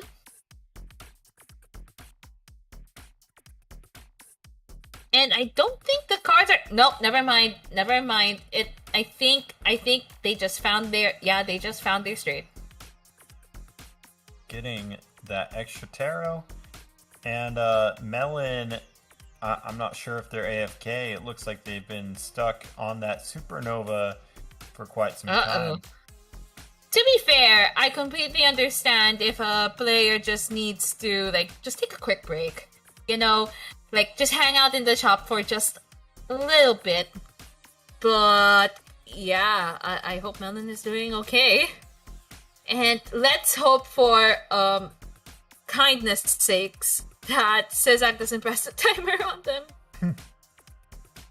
Actually, I have a... Oh yeah, go ahead, sorry. Oh, we wouldn't want to see that. That would be unfortunate. Also, just letting you guys know what's happening over in the Balatro multiplayer Discord. Tepif, one of our players, is muted in the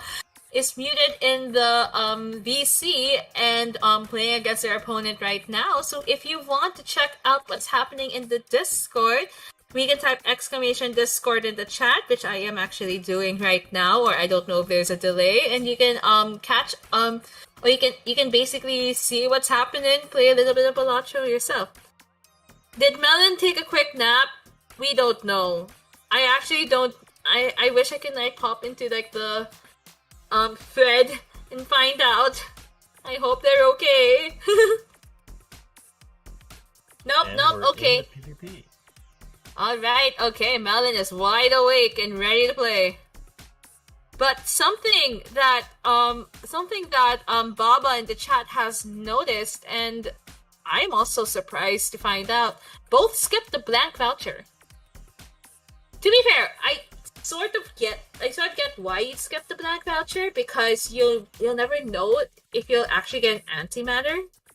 But we shall see. I think on the one hand, the quality of the Jokers certainly aren't as good in Bad Lotro, but the power of the antimatter is definitely something to consider. Neither of them taking it, so neither of them will be especially at a disadvantage, but missing out on potentially another Joker slot. Yeah, I mean, it is a risk to take it, and it will be incredibly lucky for you to get antimatter if the game lasts long enough. So, I mean, I don't hate the decision, but at the same time, I would honestly risk getting the blanks, because that could actually save my butt. Absolutely. Oh my gosh, Melon playing the flush house of 10s and 4s. Good Lord Jeebus Christ. It's exactly like you said. That is probably what they'll stick with for a good amount of this game. Shoot the Moon would be an interesting pivot. Not sure that would be best for Melon here. I think Melon is pogging out though. I mean, it is an extra 13 mult. If you can fix your deck to just queens, 10s, and 4s, that is a lot of mult. All you just need is times mult and you're sailing. And yes, Shoot the Moon is not banned. It's a finicky common Joker, honestly. It can help, but then sometimes it can also it's a pain in the butt. So, yeah. It does require a lot of tarot setup with the steals to really shine. It has to beat the X-Molt, which we see a Constellation on Sizak's side, and I think they go for it here. Constellation Gaming! Right into the Mega Celestial Pack. We love Constellation Gaming. Does that mean Sizak is a bit ahead of the shop? Because Melon could possibly pick that up. And Baba, to answer your question, is there any X-Molt here in Bad Lotro? There are plenty of good X-Molt Jokers. You have Blackboard, you have Flower Pot, both ×3. You have the Order, also ×3. And you've got Obelisk and Campfire. So you could build a very strong X-Molt build, maybe around some planets to have that base molt to go off of. But as we see with Sizak here, going to scale the Constellation. Yeah. If you guys want to figure out, or if you want to see which Jokers are, or which cards are banned in the in the rule set, you can do ! rule set. Thank you so much to our mod and our part of the pro team Killed by Lava for placing that in the chat. And you can see what is included and what is not.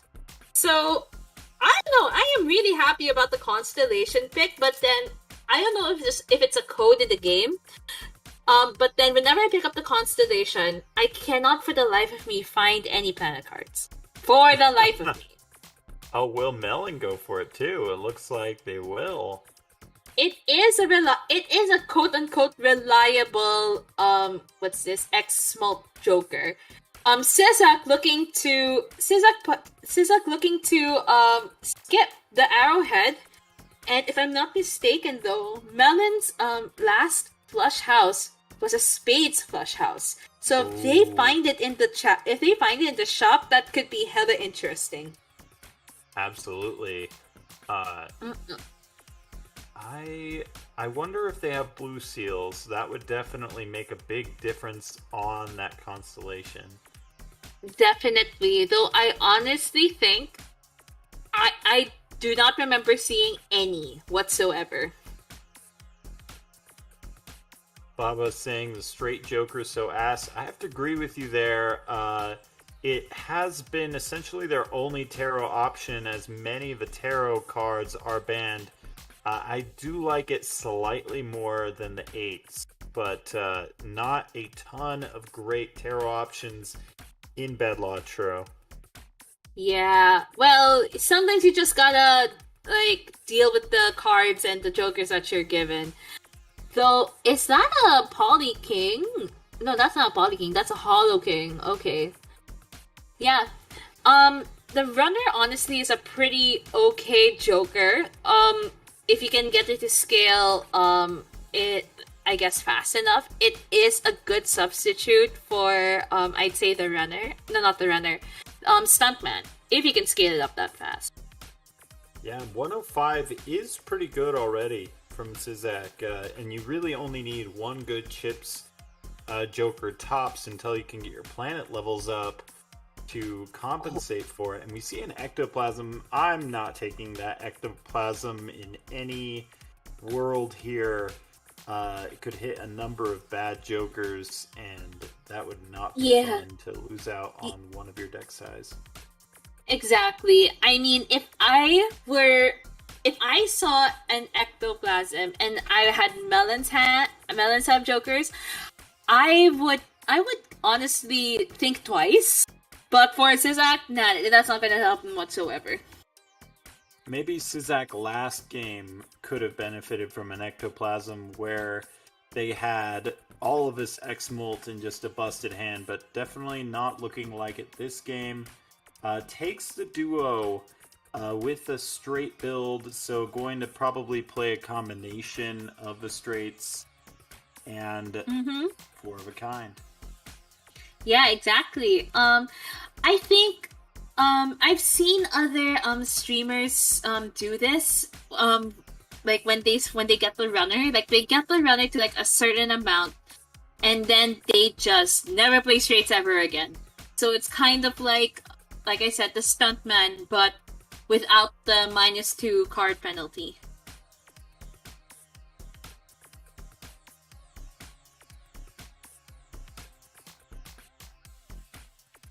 Who do you Melon have Current- as a favorite for this PvP, Queen? Honestly, like my brain is telling me Melon, but then like my brain is telling me Melon, but then my heart is telling me Sizak because of Constellation. But honestly, I think this is Melon's game to lose. That's right. I have to agree with you there. Yeah, that is a strong hand. Oh my goodness. Yep. Especially since what's this? You have both what's this? You have both chip and flat mult generation from there. And despite your constellation not being fully set up, you just have more to go. Wait a minute. Wait a minute. Hold on. I mean, I thought Melon had like a good hand, but Cesar might do something with that 5 of a kind. I guess maybe that multiplied 25 molt with Ooh! the base molt of the 5 of a kind will beat out all of those 10s and 4s that were played. I think Sizak's X-Molt definitely kicked in there. Hopefully Melon can get that scaling online with Constellation. Oh, and the Arrowhead, like you said, with that Flush House could be really strong. Plus they got a Red Seal 10, which also synergizes well with the build. But then opts not to take it. Very interesting. I mean, I guess I could see it in terms of, alright, I already have enough chips from the walkie-talkie, but hard to really scale that without some X-Molt on Melon's side. Melon has a Blue Seal, which is alright. I mean, if they can get like a full house from the Blue Seal, that would actually be really great. Definitely. But again, you can't yeah, get go enough ahead. Blue Seals in a Constellation game like this. Exactly. But then I don't think Melon has. Yeah, that's not well. They could probably sacrifice a few cards just to get the Blue Seal up and running. Meanwhile, I'll Sizak be right and back. I'm gonna get a drink. yeah, sure, no worries. Hi, chat. How are you?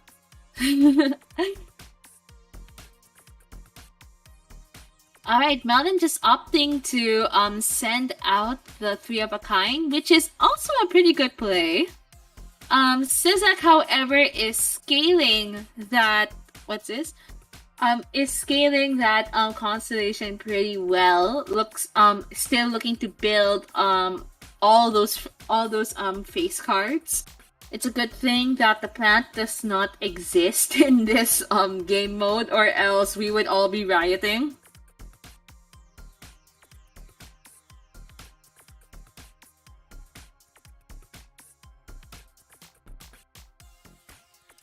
So I think the question that we have here is: will Melon be able to scale their jokers enough, or will they be able to find another what's this times mult joker? Because it looks like by the looks of it, Sizak is winning in the X mult department. Maybe not the times mult department. No, actually, yeah. Even in the not the plus mult department. Not entirely sure. The math is not mathing in my head. Rip me. Ooh, but Melon takes a flush house like planet card. We love to see those. We absolutely love to see those. When will we have a tournament with the boss blind active during the PvP blind? The answer is I don't know. I'm just a commentator here. But if you want to send that as a suggestion, you definitely can.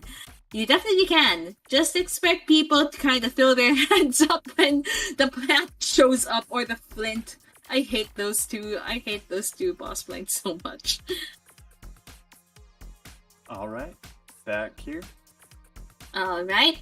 Melon grabbing the bean instead of the +1 hand size, which is completely 100% valid. Sizak still having the same amount of jokers, same kinds of jokers. Though I think they're relatively on par in terms of the constellation scaling.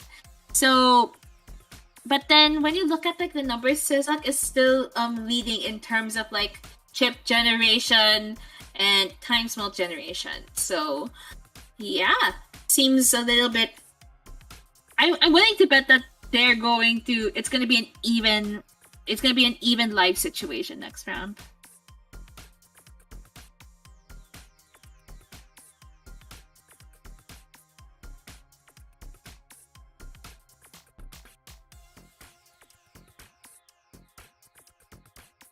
Alright, we are heading on towards the PvP blind, where Melon has an extra 4 to 5 card hand size advantage.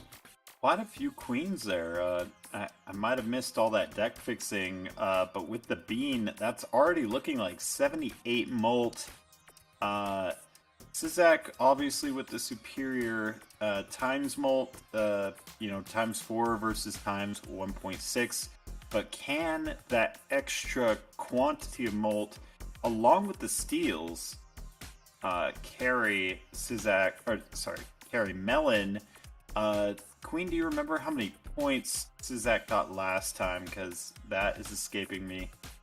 It was around 200k, if I'm not mistaken, for his 5 of a kind. Ooh. Yeah. About to get 212 in this hand alone. Good absolute Jeebus Christ. Melon with a 310. It's like an Yeah, auction. It's like, okay, who's gonna get higher?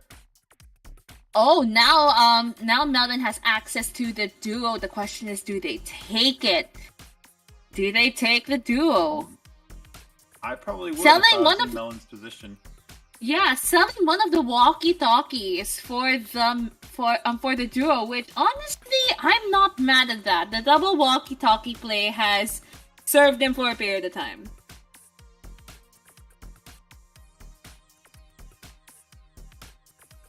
So right now, in terms of scaling, it actually it seems like Sizek has all the has an extra boost of chips, playing towards face cards. Whoa! But wait, it's a polychrome stone though. I mean, it's okay. Not Yeah, you could that- turn it into Empress and then I don't know. Well, yeah, that's fair. You could potentially switch it around, but that's gonna involve a lot of deck fixing. Though at this point, Melon might actually be onto something. Even though Sizek's scores and their jokers and the way that they set them up looks like it's a lot more, Melon has a lot of queens. So they could be shifting towards a smaller hand size play. No, not a smaller hand size. A smaller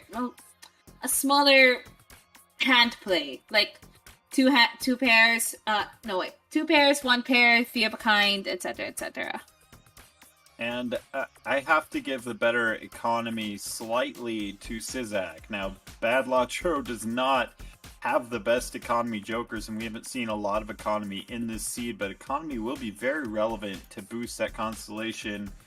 As Sizak has a slight edge there. Melon probably having to rely more on the blue seals for that. But not only that, Melon also has to rely on death and strength cards, because if they're going to pivot to three of a kind or a pair or pair gaming, then they need as many queens as they possibly can. Probably you'd probably be sending out one of those 4s or one of those 10s just so that the walkie-talkie can hit. But I won't be surprised if they opt out of the walkie-talkie for a better joker. That's right, especially as you scale your planets, that chips and base molt become less and less relevant. What Melon may need here is a pivot into pair to really capitalize on the steals as much as possible while also getting the duo. And to get a lot of those planet cards so that they don't have to rely on the walkie-talkie in the long run. Sizak getting that straight runner all the way to 165. That is going to be pretty big here with the plus molt from a Smiley and the X molt. Exactly. So it looks like Sizek's constellation is now at 2.7 molt, where Melon is 4 cards behind, which can make a difference.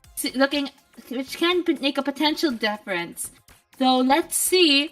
Let's see how much Sizek is able to pump up their jokers, and let's see if they can find something interesting. As they choose not to roll down. Okay. So you have a ×3, I think. I think so. A ×3 constellation versus a ×2.3. That's a lot. That is a lot. But then Melon is still scoring a lot more, yeah. Oh, sorry, go ahead. I want to say Sizak didn't take that extra roll to really get that double interest off of that interest card. But looks like they got a temperance anyway, so it wouldn't have mattered. Yeah, definitely.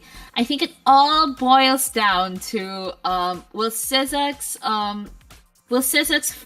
potential 5 of a kind do them any good versus what I think is all the consistency coming from Melon's deck. Yeah, we saw a very close PvP. That bean is only going to last for one more round after this. That could potentially hurt Melon if they don't find a Troubadour. Or even just simple as that +1 hand size card. But extra hand size honestly is gonna be key here for Melon. Did we see a red steel 10 in this seed, or am I confusing it with last seed? You saw a red seal 10, but I'm not sure if anyone turned that into steel.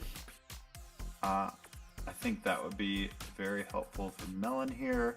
We'll have to see how that pans out. Let's see if Sizak will be able to... Ooh, Sizak literally doubling the score of Melon's last PvP round. So we are literally down to the wire here. Oh, there's the Troubadour.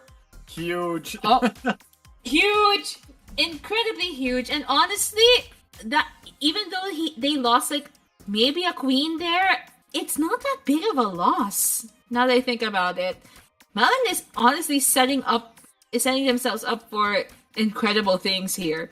Though Cezak already getting that cryptid. Ooh, their 500 kinds are gonna be incredibly. On the holographic kings, when they're already playing the 5 of a kind. The 5 of a kind. 5 of a kind. Ooh, Goodness. so yeah, so it looks like both of our hold. We have would the take astronomer. I would Over take the astronomer any day, but they didn't take it. You know what? That's fine. but we have Sock. Sock could And be Sock- good, especially with the holographic. That's like 2 smileys. You have to take Sock, I feel like. Exactly. Honestly, I wouldn't think. I would just get rid of To the Moon and just take that dang Sock, like what Cezak just did. Honestly, at this point, I think it's a GG. I think it's a GG. And Bob, Sock is not banned. You do lose out on a lot of the synergies with Foe being banned, with Idol and Ancient and Bloodstone being banned. So I'd say Sock is pretty balanced in Bad Latro. I think in Cezak's specific situation with the Smiley with those holographic kings, it does work.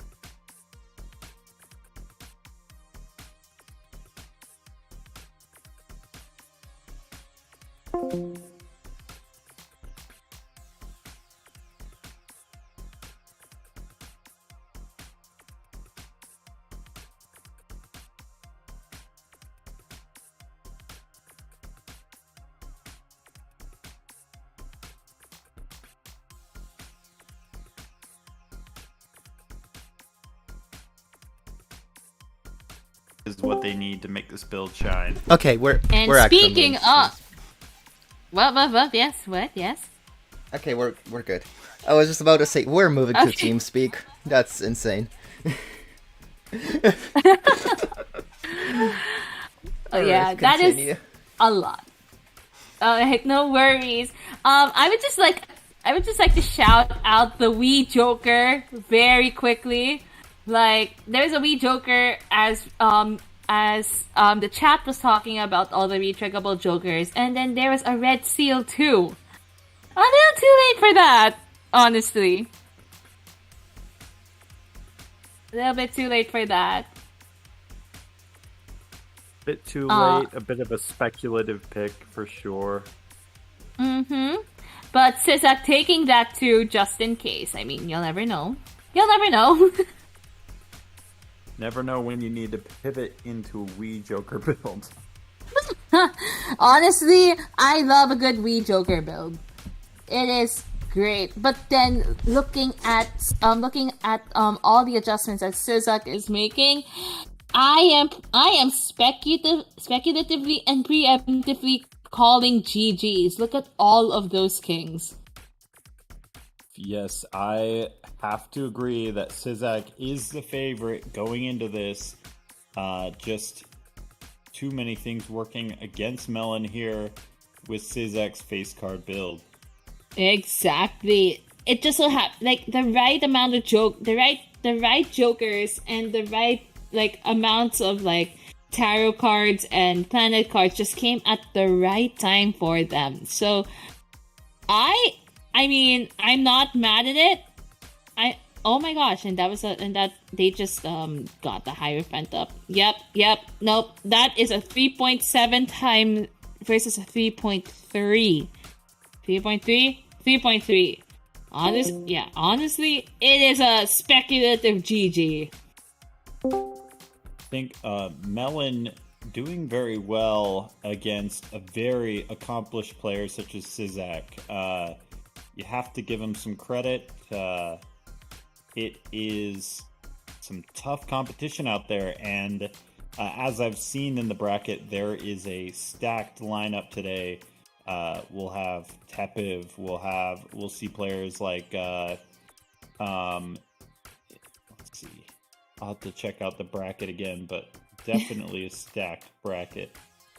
And a stacked decision, just to potentially close out the game. Sizak picking up the flower pot, which I think makes sense if you just play a bunch of a bunch of wild cards. I don't know. I've never tried, Yes. but literally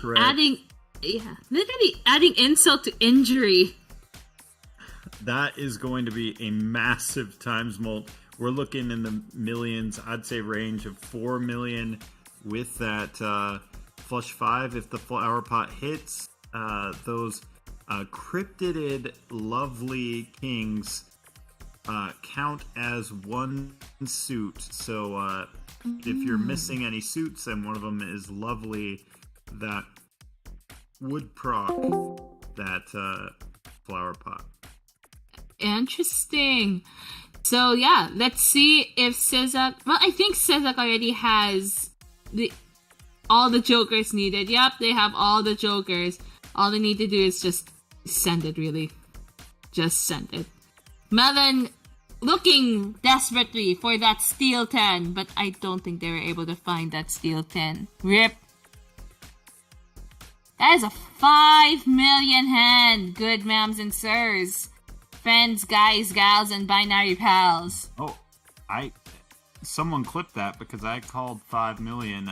Definitely off of vibes, not calculated, but we take those. We definitely take those. Yeah, it looks like no matter what's gonna happen, I don't think. Yeah, it is Sizak's game to lose, and they did not lose that. Sizak continues on to the next round. A good effort from Melon going for that steal. Unfortunately, not able to copy enough of those 10s to... Oh, I didn't even know you could sell your jokers past the game over screen, but there we go. No, you can sell your jokers past the game over screen. Just making Okay. You can sell opponent's joker GG's, on Melon. the game over screen. It was a bug, but now it's an actual mechanic. Oh, okay, that's funny. It's a Oh, way nice. to calm down your nerves and hopefully actually pasted those links correctly. And Yeah, Melon, ease while we the have tail. you in the chat, I have post-game missed- interview, Melon, what are your thoughts on your performance, and how do you feel about that? Will you try Bad Lotro in the future? Just thoughts in general. What are you thinking? Though I have to echo what Jesus said in the chat, the Ankh walkie-talkie early game was chef's kiss. Not something that no one would have ever expected, but it actually worked. Yes, with that flush house too. Very strong early game situation. Yeah, that was- going for you. Yeah, that was incredibly yummy. Alright, it is my turn now to take a little, water break. But looks like we have Marban and Tepiv up for the next round, and I'll catch you guys in a little bit. All right, we'll see you soon. And Tepiv, Marban, this is, I believe, the semifinals. Is that right? That looks right. 1 second, I am changing things. Wow. We're gonna change to TeamSpeak, I swear to God.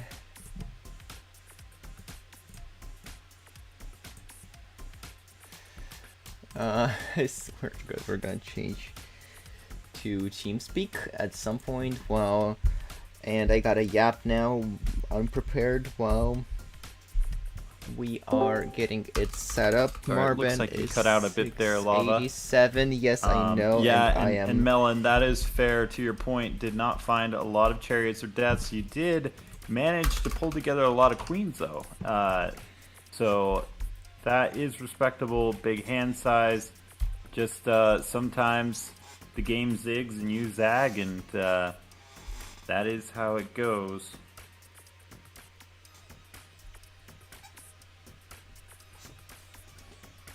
I'm wondering what deck they settle on here. They're currently on yellow deck. I believe Could that is the change. deck. Yes, like Jesus said, like Phantom last game had the big ceremonial dagger, but didn't hit the obelisk because of a rare skip. I had 2 Steel Queens before I had Shoot the Moon. That's true. It baited you, I guess you could say. But GG's all around. We'll see Sizak hopefully in the finals. I'm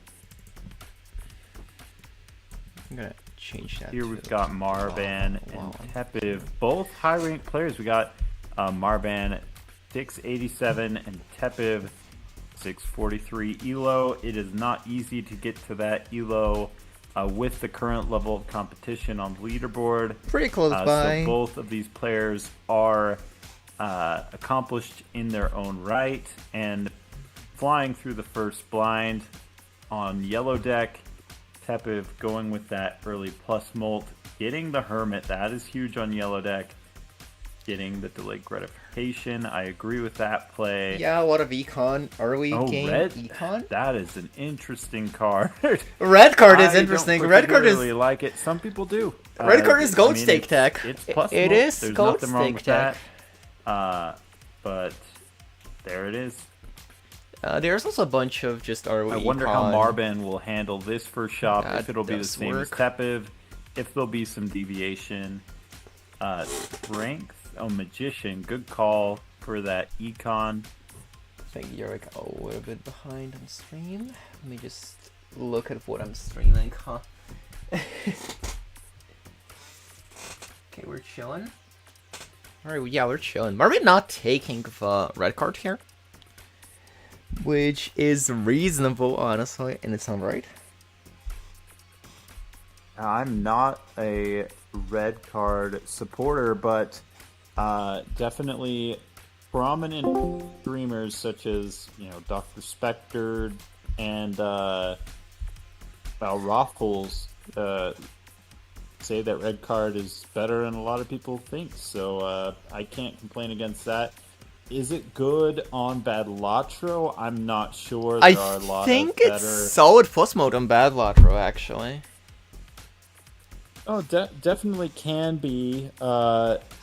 Sometimes you just get standard packs that are duds. You could skip a Celestial pack if it doesn't hit. And that +3, that could be +6 per blind.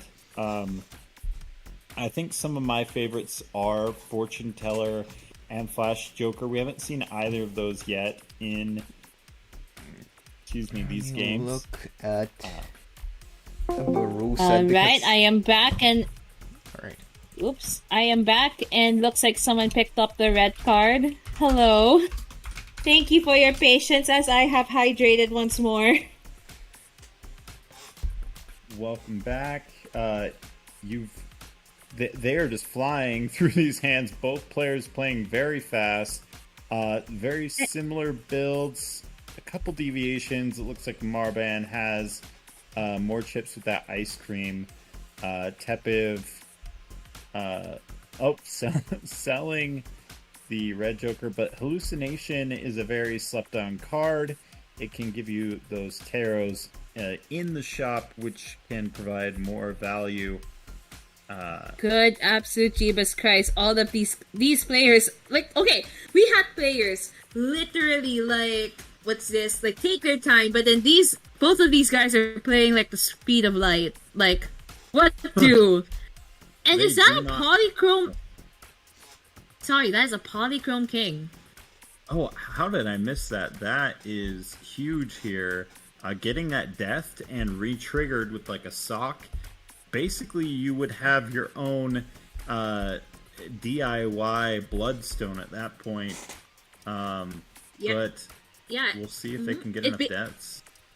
It's basically a DIY. It's a DIY. For sure you're gonna hit it Bloodstone, but then yeah. But the question is, will they have enough? What's this? Will they have enough cards, or will they have enough the tarot cards to set that up? That is the question we have.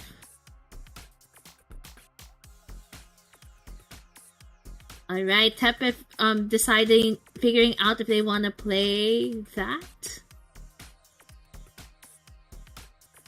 And I think Marban takes the first round. Alright, are we ready to commentate like speed of light? Because they are literally going at like speed of light.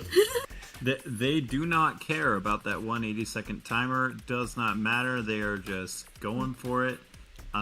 Really looking... Okay, so Tepef taking an approach to probably go with the flush fives by all those lovers on the kings. I think that's a very agreeable approach.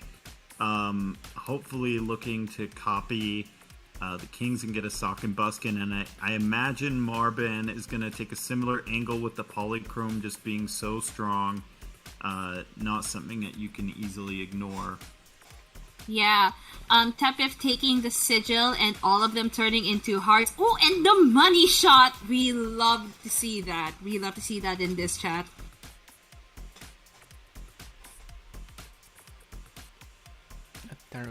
This is also a reminder for everybody to hydrate, because being hydrated is good in this chat. Talisman, that is a King of Spades now. Oh, it's also wild. It is a king of It is a King of It is a Spades. king of yes. Yes, it is a king, With my indeed. personal favorite art, the Shovel Knight. I love the Shovel Knight art actually, but my personal favorite is the Critical Role art. Like, sorry, that just tugs at my heartstrings.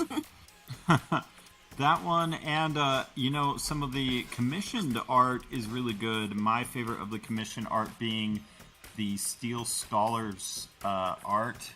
You can find that on the Balatro Discord. Yeah, I'm trying to think who indeed. exactly made that art right now. I think it was Kitty who made it.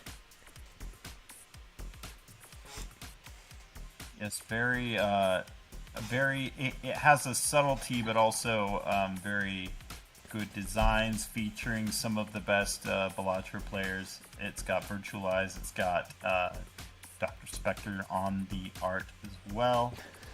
Mm-hmm. By the way, Tepef picking up the hack, which is, well, I'm pretty sure they're hoping for a sock, but then we can potentially get all the re-triggers that we want. They could potentially start, strengthening the kings into possible twos and pray for a Wii.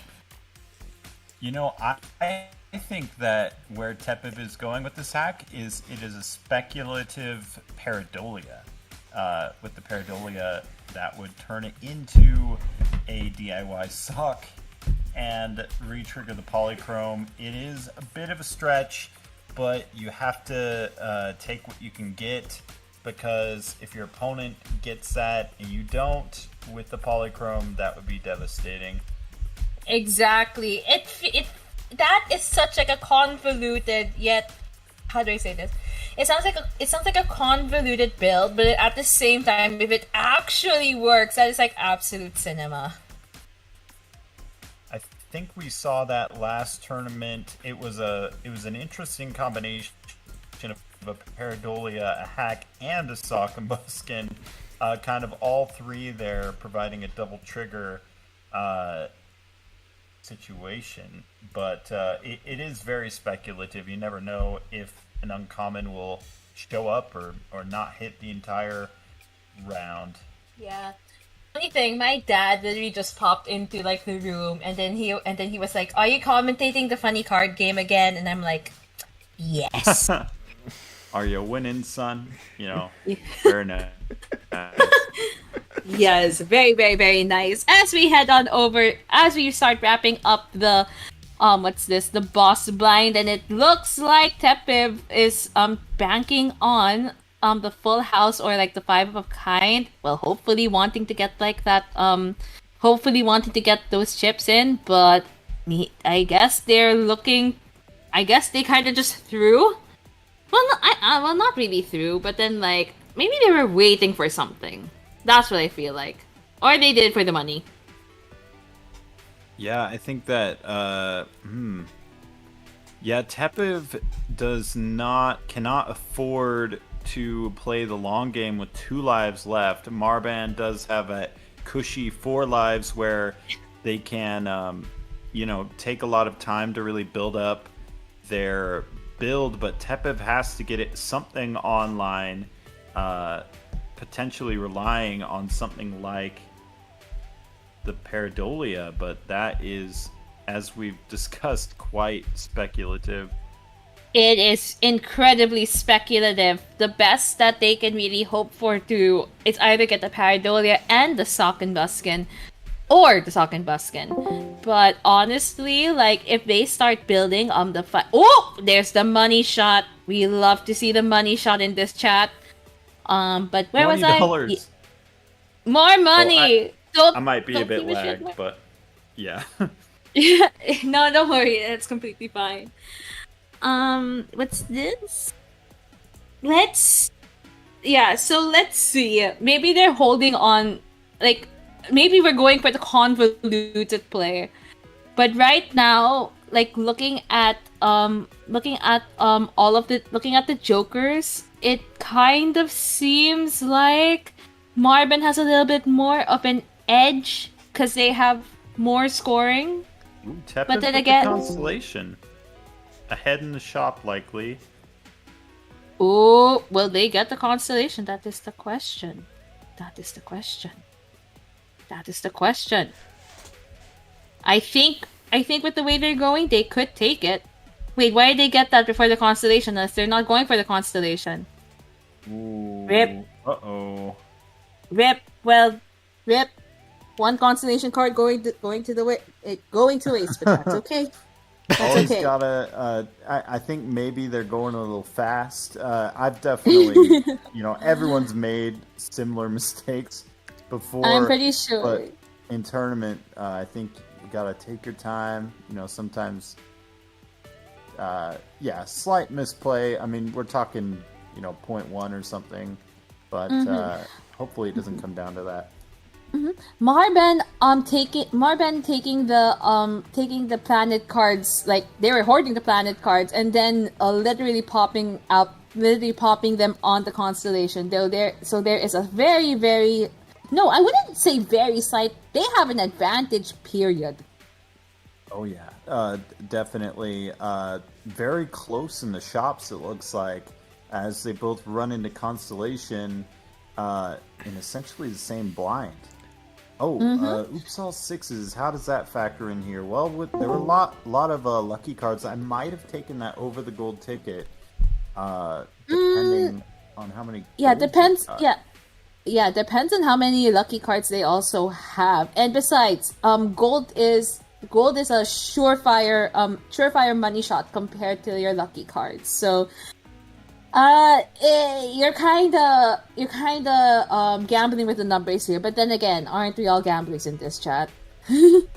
Melon saying Upsal 6 is not good in bad Lotro since Bloodstone is banned. I agree to a certain extent. I think that if you don't have enough plus molt, getting those lucky procs is huge, twice as much of them, as well as the cash. I think in this case, I can see a case against it, as Tepiv does have that plus molt with the smiley face. Both players looking to have an equal what's this? Like an equal amount of score. But I think Tepiv has actually got this. I think. I could be absolutely wrong. Because they need around it. Because they need 10k to actually beat the score. Come down to that 0.1 constellation from earlier. 0.1 constellation, I think mattered. I think it mattered. Oh, no.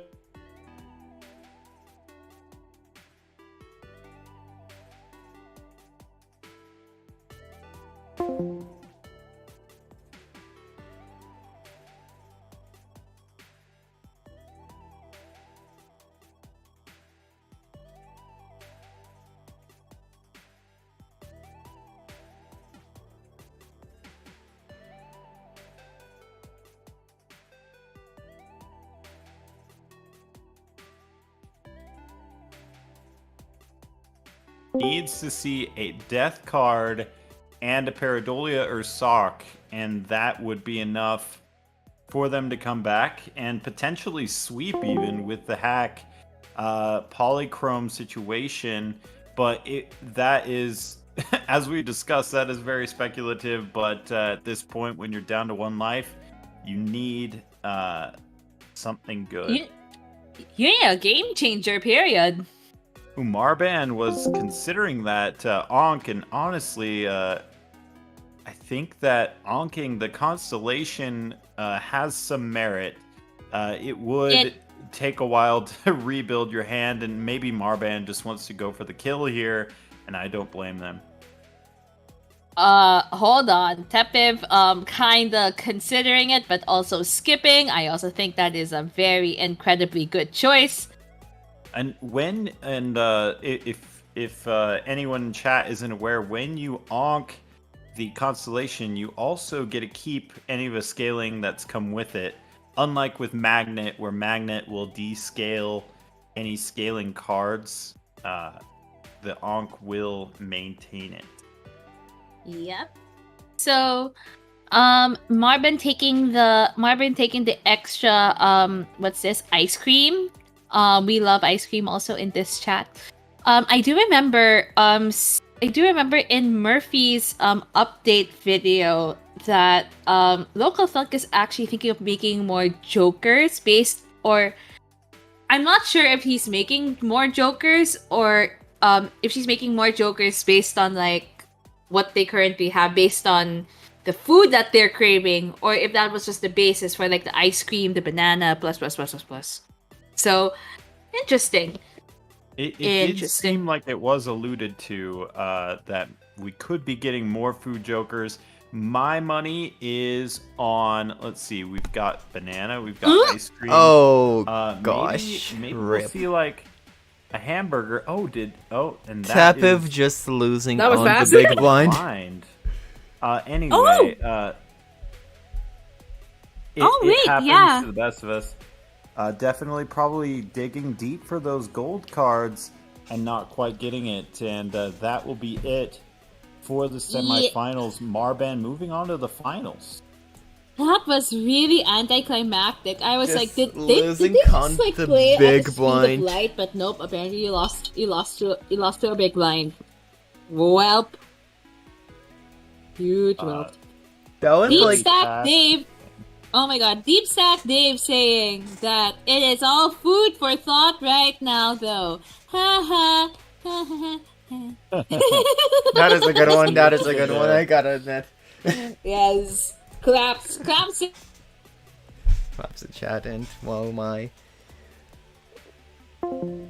What? Yeah. Okay, so we're moving to TeamSpeak soon, but for now we gotta stay in Discord, sadly. So.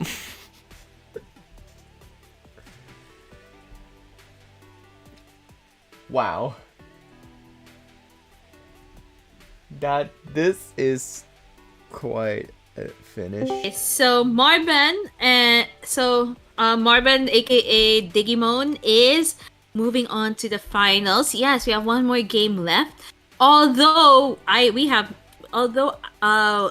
no word yet on the game that Shadow and Sizak are playing.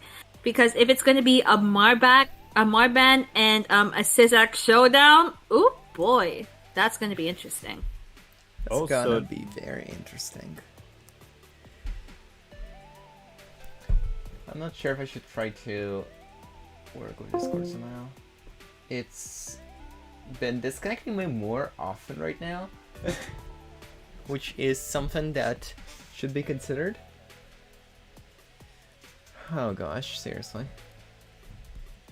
How's everybody day? Once the Discord is the Discord is reconnecting. This is since this is the finals. Can we get a prediction up for the last round?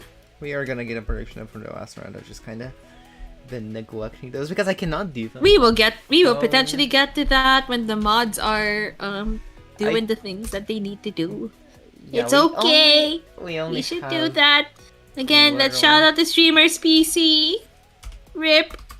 I'm literally the only. And to anyone here. eliminated in today's tournament, we would like to see you potentially in the NA tournament coming up tomorrow. If it's not a late enough hour, but definitely a second chance here at Redemption in this Bad Lotro tournament. Yeah, gosh. I would definitely join the tournaments if they did not start at 3 a.m. my time. Oh my actual Christ. What do you mean you're not up at 3 a.m. for Bad Lotro? Like, I think you need to reassess your priorities there, Queen. Reassess my priorities. Do I stay up for Bud Lotro? Or do I get a good night's sleep for work the next day? Y'all, I have so many lives. One involving work. I think you just tell your boss you take the day off. You know, it's Yes, priorities. Balacho is life. It is lifer. Although it is a holiday tomorrow where I am at, it is election season in the Philippines. Though I've already voted because I'm an overseas registered voter. So if you have elections coming up wherever you are, please do exercise your right to vote. that's All right. right. Mm-hmm. Do all the things. Do all the things. But yeah, given that we're also prepping for the finals right now, what do you think of Bad Lotro so far? You know, I could have never predicted the builds that I've seen. Every seed seems to be different, unlike traditional Balatro multiplayer where you're trying to reach a very specific meta. I have not seen a similar game in either this tournament or last tournament. Every game seems to be a little different. This round we've seen a legendary Vagabond and Obelisk play. We've seen 5 flushes. I wonder what we'll see next time. I mean, some Jokers definitely dominate, like the Obelisk, like the X-Molts, like the Constellation we've seen a couple times. But there's definitely room for a variety of strategies. Yeah, definitely. Like looking at all of the Jokers in that are allowed for Bud Lotro, it honestly just threw me back to when I was starting to gold stake all of the decks for completionist plus, and I would rely on some of the Jokers that that are basically allowed for this for this entire tournament. So yeah, not saying that I didn't pick up on the meta, but then it was I don't even know if it's right to say that it's time to go back to the basics. No, I think you have a point there in that with Gold Stake, you have to be very flexible early on to beat those big blinds, and you can't always rely on your lives like you can with multiplayer. So I think Bad Lotro, in a way, is helping you build Up those skills with those lesser used Jokers that you may need to rely on in Gold Stake. Definitely, or even higher stakes just in general, because like when you usually just play multiplayer on wide stake, because that's how you get like as much money and like the most optimal shop surfing as you need, or shop rolling as you need. But then sometimes with the meta, it's so easy to just be like, okay, I'm just going to skip this just to get a bloodstone, and I will just throw hands if I can't get anything. So yeah, that's what's this. So it's honestly a little refreshing, but I can honestly understand that it might be a little bit how do I say this? It might be a little bit tilting for some. Yes, and I mean, Melon, as we saw, that was their very first game in Balatro. I think that for some players that may be the case as well, with it being, an alternative mod to the traditional multiplayer, but, having as much practice as you can with these fun extra mods that the community puts together can definitely help. I'm excited to see what new mods we may even see. We saw Retriggerless, we saw Deathless. What could be next? Maybe we'll get Jokerless. I have no idea, but each tournament seems to have a new sort of take about every other week. We still have our traditional white stake tournaments that you can catch, but definitely a lot to look forward to as well. Gotcha. Yeah. Like the permutations of all of these tournaments can actually be pretty. How do I say this? Can be pretty cool. So I honestly, I want to ask, what kind of what kind of theme would you like to see for these for these next tournaments? Something that Phantom once mentioned that I think would be pretty interesting is having band picks for stakes. So you could have a game where you have a variety of different stakes. You could play, blue, black. I think that's part of it. A little more traditional. I might also like to see something with new jokers like we see here in Bad Lotro. We've got the negative skip joker. There could be something with completely original jokers that, would require certainly a lot of balancing and relearning. Maybe new skip tags. I think skip tags have potential to be a little bit stronger in multiplayer. There's just so many different options that can be made. Yeah, exactly. One thing I want to see is well, I don't know how viable this will be, but then if you have all legendary jokers in your hand, and then you can only get one extra joker to just play around with, try to make it work. So, we'll see. Negative Eternals with the legend, that could be very interesting. I think, Perkio in itself, Trib. Mm-hmm. Yeah, or there was a challenge. I think there's a challenge that was made by one of the members of our community, where you cannot get an oops all sixes. You can't get you can't get an oops all sixes and all those other chance increasing jokers, and you have a negative lucky cat and a negative something, I forget, and the title of that challenge is just get lucky. And so basically it'll test everybody's it'll get and the only thing that will make you really good is, one, depending on which jokers that you get, you could get good jokers, and two, it's also RNG, which kind of sucks, but then I honestly think that would be absolutely funny.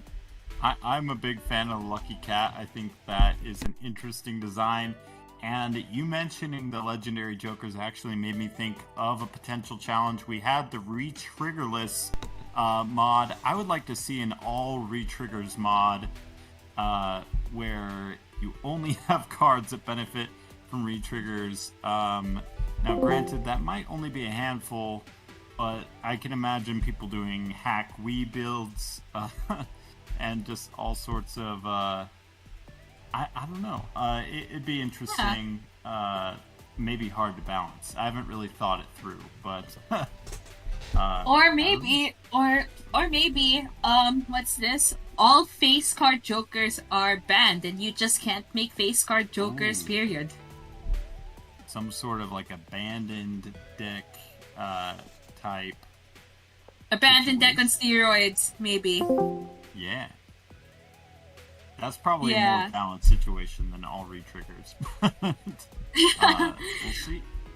Yeah, we'll see. I mean, I'm pretty sure that the what's this? I'm pretty sure that the production team and the staff are cooking something behind the scenes. So also why don't we like give a bunch of 07s and or W's or claps to the production team and to the staff setting up all of these tourneys for us. Thank you all so much. Thank you so much for giving us the platform to, well, gamble on stream.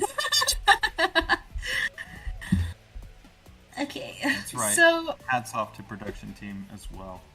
hats off to prod. Hats off to what's this? Hats off to the staff. We're just waiting for what's this? We're just waiting for Lava to get back and to just tell us like what's up with what's the situation looking like. So do just hang back, relax, don't forget to hydrate. And stay tuned because this will be peak gameplay from two very strong players. Has the winner of the Sizak game been decided yet? No, it's been 30 I am minutes. not sure. Let me double check. It's been 30 minutes. Not yet. At least not. Alright. At least not yet. And the bracket has not been updated. And With yet how I can't. long that game has been going on, I can only imagine it's down to one life each, or something of that nature. But as soon as they're back, we would have them up against, was it Digimon? Yes, Digimon, aka Marban. Keeps. Marban, that's right. get out of The the winner of this most recent game. Yes, exactly. Exactly. You know, we haven't seen a campfire yet, and that is one of the best cards here. Just straight X-Molt. But, yeah, hasn't shown up yet, at least in the streamed games that we've seen. Bill, were you able to? But did you see any campfire gaming during the last tournament? Oh, absolutely. It was, definitely a staple of the meta. Anytime, everyone would take it. You could get it as high as ×5 with reasonable econ. Maybe, potentially higher. It just has that high cap. You can get it as high as a well-scaled obelisk. Pair it with other mults like the Order, like Blackboard, like Flower Pot, and then you really get that exponential growth. Yeah. So there are a lot of like possibilities for to really make the number go up. I'm also reading in the chat that oh my god, some people got sleep. Some people didn't sleep. Oh my god, to those people who haven't slept, by god, after this, please do get some sleep. But then again, imagine sleeping, right? According to blah blah blah true. Sleeping, for some people, is a social construct. That's right. Speaking I of- can sleep when I'm dead. Speaking of, what time is it where you're at? It is in it is 2:55, so we are definitely going past where we were last tournament, but I have to say it is well worth it to get to hang out with you guys and just be a part of the commentary scene. Okay, hold up. I just need to point out something that Marvin said in the chat, and I quote, I came home from the bar at 4 and haven't slept since. still a little inebriated. No clue how I'm still in this tournament. Marban, that is wild. Oh my god. Y'all, if you decide to like drink, please do drink responsibly.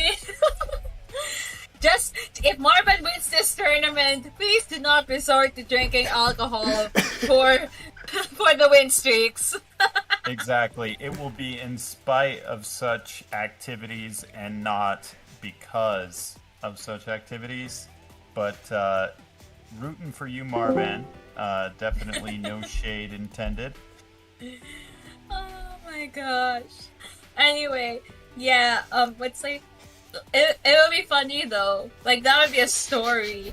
Semi inebriated player wins Velatro tourney. I could see the YouTube thumbnail now. Semi drunk player wins Velatro tourney with New meta? Like new meta. New meta. New training stats. That's a bit, yeah, too. Alright. How did the other round is the other round It's done? almost yet, or done. not yet? It's almost done. Oh my god! How long has this game lasted? It's 40 minutes. It's pretty much a usual time for like a single game. Which is Oh, well, then again. Known to be a little slow. which is Then like again, yeah. Oh right. I'm calculating the times in advance, so yeah. Oh my god. Okay. To be fair, I do remember that both Tepiv and Marban literally played like the speed of light. Oh, absolutely. That game was crazy fast. Bro, let the commentators do their job. Go slower, please. Okay, thanks, guy. Just turn them on half speed or something next time. But Digimon, aka Marban, may be able to push Sizak or the winner of next game. Even with the 180 timer, potentially, with how fast they play. Yeah, that is awfully interesting. I wonder how the other game is like. I really wonder how the other game is going. Like, what's their build right now? We'll have to that's do a little interesting. interview. Well, I guess they won't be in the chat, but I don't know. Yeah, we shall see. We shall absolutely see. What is? No one has taken Arrowhead this game, which I find interesting. Those 40 chips per spade proc. I mean, you do need to build toward it, certainly. But I do think that's pretty strong. Yeah, That's a GG in was the it chat. 40 or 50? Oh, sorry, 50. What? Okay, wait, chat. Okay, hold. Oh no. Okay. Oh my god, not. I hope you're okay. Oh my god, sending all the good vibes. Guys, everyone in the chat, can we please send good vibes over to Not? Please, let's send all over the good vibes. All the what's this? All the emojis, all the hearts. Good vibes to you, Not. Wishing you well, Not, and best of luck. Hope everything is okay. Sending well wishes your way. Yeah, okay. I think we just need to clarify for maybe those people just listening, just listening to us. It's N-A-U-T, not N-O-T, meaning we are very much wishing him well and not saying not. Oh, I didn't even think about that, but good clarification there. Hey! You'll never know. You will never know. Wouldn't want it to be clipped out of context, certainly. Definitely. And we've got so Marvan, and we're still waiting, I guess, on the winner of next game. Who do you think is maybe. Oh wait, no. It would be way too early to set up a prediction now. But yeah. I think, Yes. if let's say that Sizek wins. I don't know. It'll be close. Alright, We saw here's your good prediction. games from both of them. Here's your prediction. Oh my God! Wait. So. Sizak Oh won. wait, who won this? All right, it is Marvin and Sizak Gaming. Let us.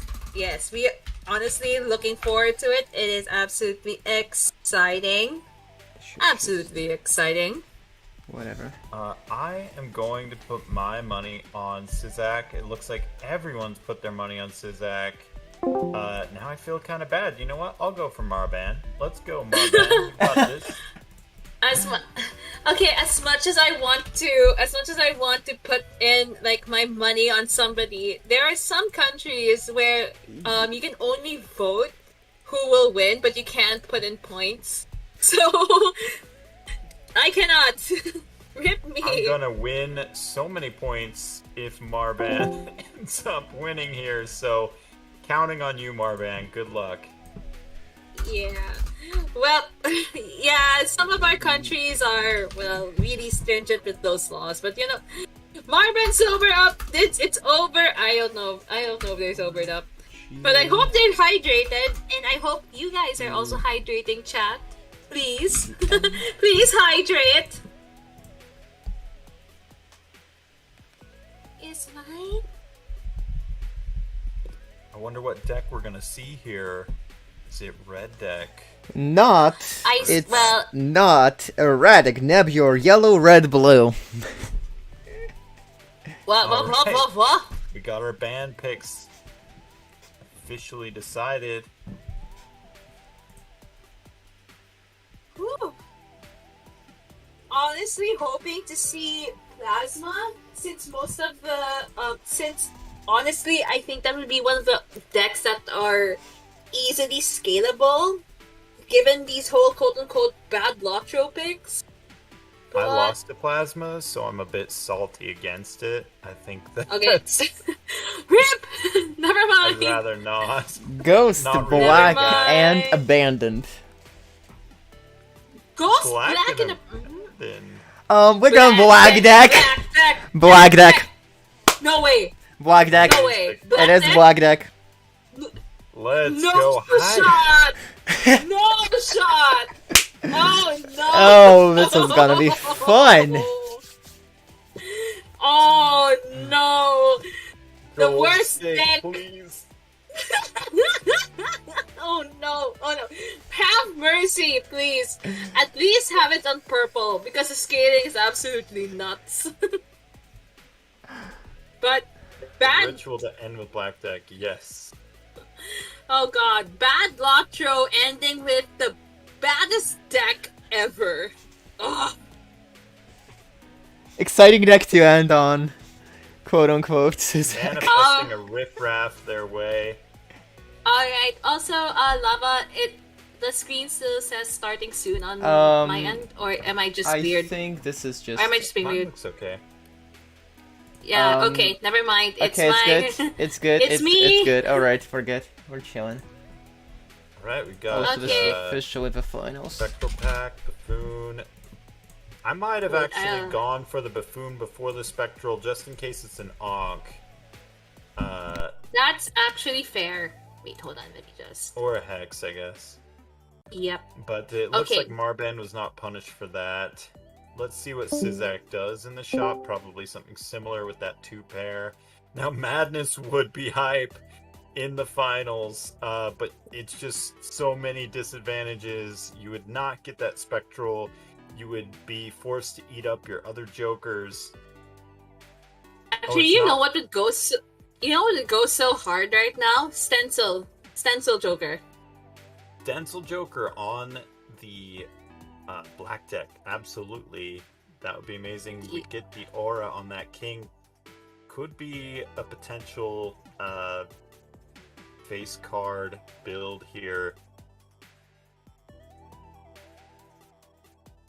Marban with a lot more of the plus molt comboing well with that plus chips, something Sizak doesn't quite have yet. But Marban is also playing extremely fast, where we have Sizak on the first big blind and Marban already on their second big blind. Marban respectfully waiting for Sizak to catch up. Definitely could have applied a lot of pressure here, but instead taking the chivalry route. Respect to that play. Oh, a Seance. I take the Seance here. I am a big Seance enjoyer in Badlatro, specifically those spectral cards can be essential to your deck fixing. Okay, for some reason there's something wrong with my laptop. Hold. Yeah, for some reason the stream isn't loading on my end, but I can still see it. I can still see it on. It says I can still see it on my phone. Oh, Yeah, my gosh. Discord's freaking out. I think Discord's freaking out. Let me just stop it. Yeah, they think Start. Discord's freaking out. Yeah. Discord is choosing freaking the out. OBS. Okay. Okay. Is it here now? Now that beam, Okay, there we go. Okay. We love that. Let's Okay. Let's go. Let's go. honestly, yeah, I would have taken the bean there if I'm Sizak, because of the straight flush potential, potentially getting several straight flushes over the next few rounds. Deciding not to go for it is also respectable, but just a little slight optimization that may have happened. Marban, I don't know if they disconnected or if they're just hovering over the skip. Which I think they're to be- waiting. Yeah. Waiting for a skip, yeah. Wait.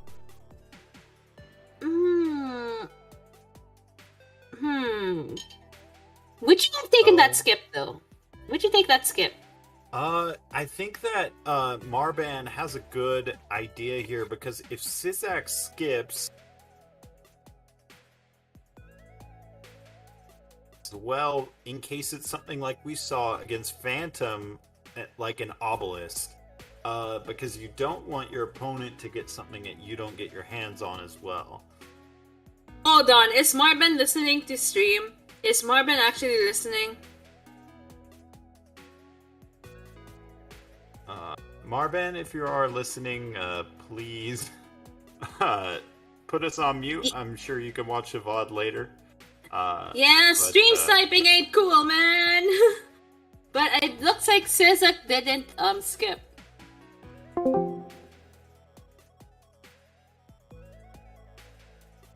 Decided to take the Scholar. Marban, And therefore- thinking about the skip, could potentially get an edge on Sizak. Deciding not to go for it. Given that Sizak kinda just knows how to set up for the late game, I wouldn't mind taking the L on the first round, just so that I have a Joker that they potentially don't. But then again, it's all up to chance.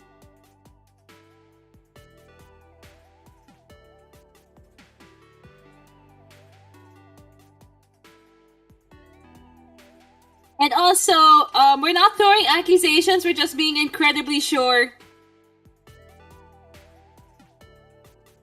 Good point of clarification there.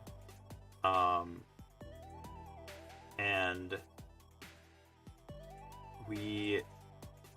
like you said, going into this PvP, I would have Marban as a favorite. Sizak, I would take that. I mean, honestly, when you have the black deck Joker slots, I would take that Sixth Sense. You can never have too many spectrals. Yes, and he does take it. So yeah, definitely going for that scaling, definitely going to sack this first blind to hopefully get a straight flush. Sixth Sense and honestly, had to stop to think there. I wasn't entirely sure if I wouldn't take a Sixth Sense. I know, not a Sixth Sense. I wouldn't have taken Seance, because straight flushes are actually pretty hard to come by unless you're like playing on what's this, checkered deck. But then it's a risk. It is such a risk we need to take. Yeah. I mean, definitely not easier. Like, you can get, I think on black deck where you have less hands, I do see a case against it, especially, like, I like to play on, like, red deck where you can have more discards. You know, obviously you're playing on painted deck, it's going to be different, but black deck, it does take quite a bit of a nerf. And the order showing up in the shop for Sizak, I think that's too good not to take. ×3 molt cards in Battletro being some of the best that you can ask for, and maybe synergizes with the straight flush, and he does. Oh, that straight flush will be even easier with the 4 fingers. Oh yeah, that actually makes so much sense. So people in the chat have actually called out and noticed. Do they realize that they have 6 Joker slots? Because both of our players are actually just on 5. That is a common mistake I find myself making when I'm not used to playing on black deck. Fills up the screen and then you feel like you don't have that slot. I'm sure they'll realize eventually. Let's see what Marban does here. Before we go over to Marban as they're looking in the shop, did Sizak lose a life in one of the blinds? Because Sizak is now down to 2. That must have been the case. I unfortunately missed that, but good observation. Hopefully Sizak can bounce back from that. That is going to be rough. Maybe a good spectral card can provide that edge that they need to come back. Not this PvP blind, but the next one they would have to really get the 4 sweep. But, exactly. It is not looking in favor of Sizak, so I will gladly take everyone's channel points. Thank you for contributing, and we will see. Yeah. So, there are also debates in the chat where, Seance might not be one of the easiest or the most valuable Jokers, and I honestly do agree. But again, like I said, it's definitely dependent on the deck that you're playing. So yeah. But then at this point in time, Marban already realizes that they have 6 slots. Though the hands, I only see like Marban 2 lost pairs to a synergy. blind. Oh no! Oh no! Interesting. Yeah, on black deck, you okay? I shouldn't. Maybe I'm being too harsh on this statement, but yeah, you cannot sleep on black deck. It will bite you. You will lose, especially on Battletro, where your jokers are just not as strong. Sizak losing another life. Oh no! This may be it. This PvP not looking as strong into this PvP. Is gonna need a good joker. Just spend all your money here, sell everything, scrap it all, and hope for something crazy. This could be the last PvP, but then at the same time, something crazy could happen. But then, such is the fickleness of black deck, folks. How is Drunk Marvin winning? Get this man more vodka. Wow, guys. As much as we like drinking alcohol for some of, well, or at least for some of us, drink responsibly, gamble responsibly. Gamble responsibly. That seems like an oxymoron, but maybe a little bit doesn't hurt. Who knows? I mean, gamble within your means, right? Gamble within your means.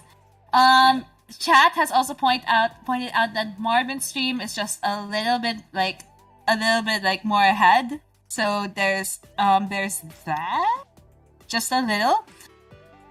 I really think that Sezak just didn't realize that you can just get one more Joker, or maybe they're just waiting for that specific Joker, you know. So, but then yeah, at this point, as anticlimactic as this might be, this actually might go to Marban. And we've seen this time and time again with the black deck in tournament settings, is people just underestimate how hard it is to do the blinds. Maybe they take too much econ and the games go by too quick. It's definitely practice black deck extensively if you end up playing it, but either way, even with practice, it's just a hard deck, and respect to both players. They're both very accomplished players. I'm certain that I would not fare much better in their shoes, but looks like this game is Marban's, and Yeah. we will see. I think Sezak was trying to fish for that straight flush that could potentially save him. But at this point, I think an ace straight would do. Nope, that's not enough. GGWP, a little bit of an anticlimactic finals, but then I think this tournament goes to the semi-inebriated Marban. Congratulations, Marban. Good game. Oh my god, okay. GG's. And this is everybody else's reminder, that drinking alcohol before a Balatro tournament is definitely not required. Results may vary. Results may vary. Will definitely vary, but congratulations to Marban. You may now officially go to sleep. Please do drink some water. Marban in chat saying, "Ain't no way I just won that." Well, congratulations. You just did. And thank you for the points. I bet on you. Alright, let me just prediction and pay out 1 second. Prediction, choose outcome, Marban. Now I honestly wonder what's going to happen next week. So last week we had Jesus literally dying and rising again to grace this tournament. Now we literally have semi-inebriated players. What's gonna happen next week in the Pacific tournament? We're gonna move to TeamSpeak, that's what's Who gonna knows? happen, I swear to God. maybe not. I hate Discord. Okay. Maybe. We shall see. I do say that I found a way Hey! to stream to Discord Marban! and to Twitch. Drink responsibly. I found a way to stream to Discord and Twitch without the stream quality being complete garbage. Oh boy. So, this is an improvement. Hey, that's good though. Like, That is good. Oh, let's God. go. Let's go. Honestly, like I have what's this?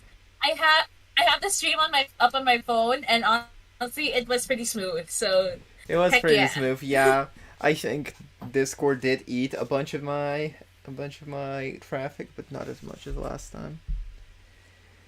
Yeah, that's GG's. Yeah.